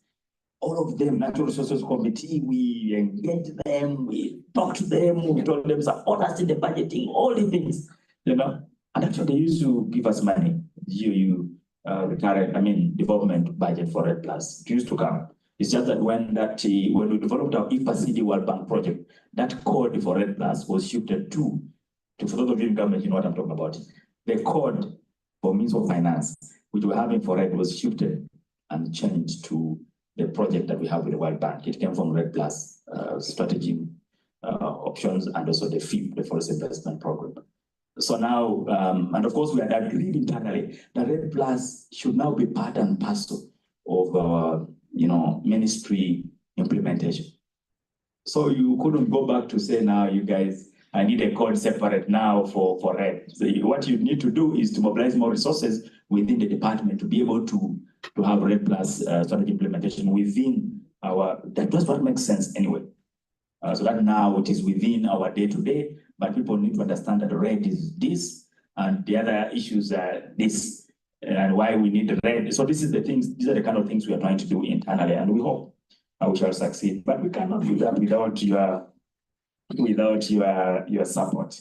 The maps, means of lands, all the LULUC maps, the land use land cover maps, it's all REDD+ support. We are starting to deliver these maps, these layers to the means of lands as a requirement by government.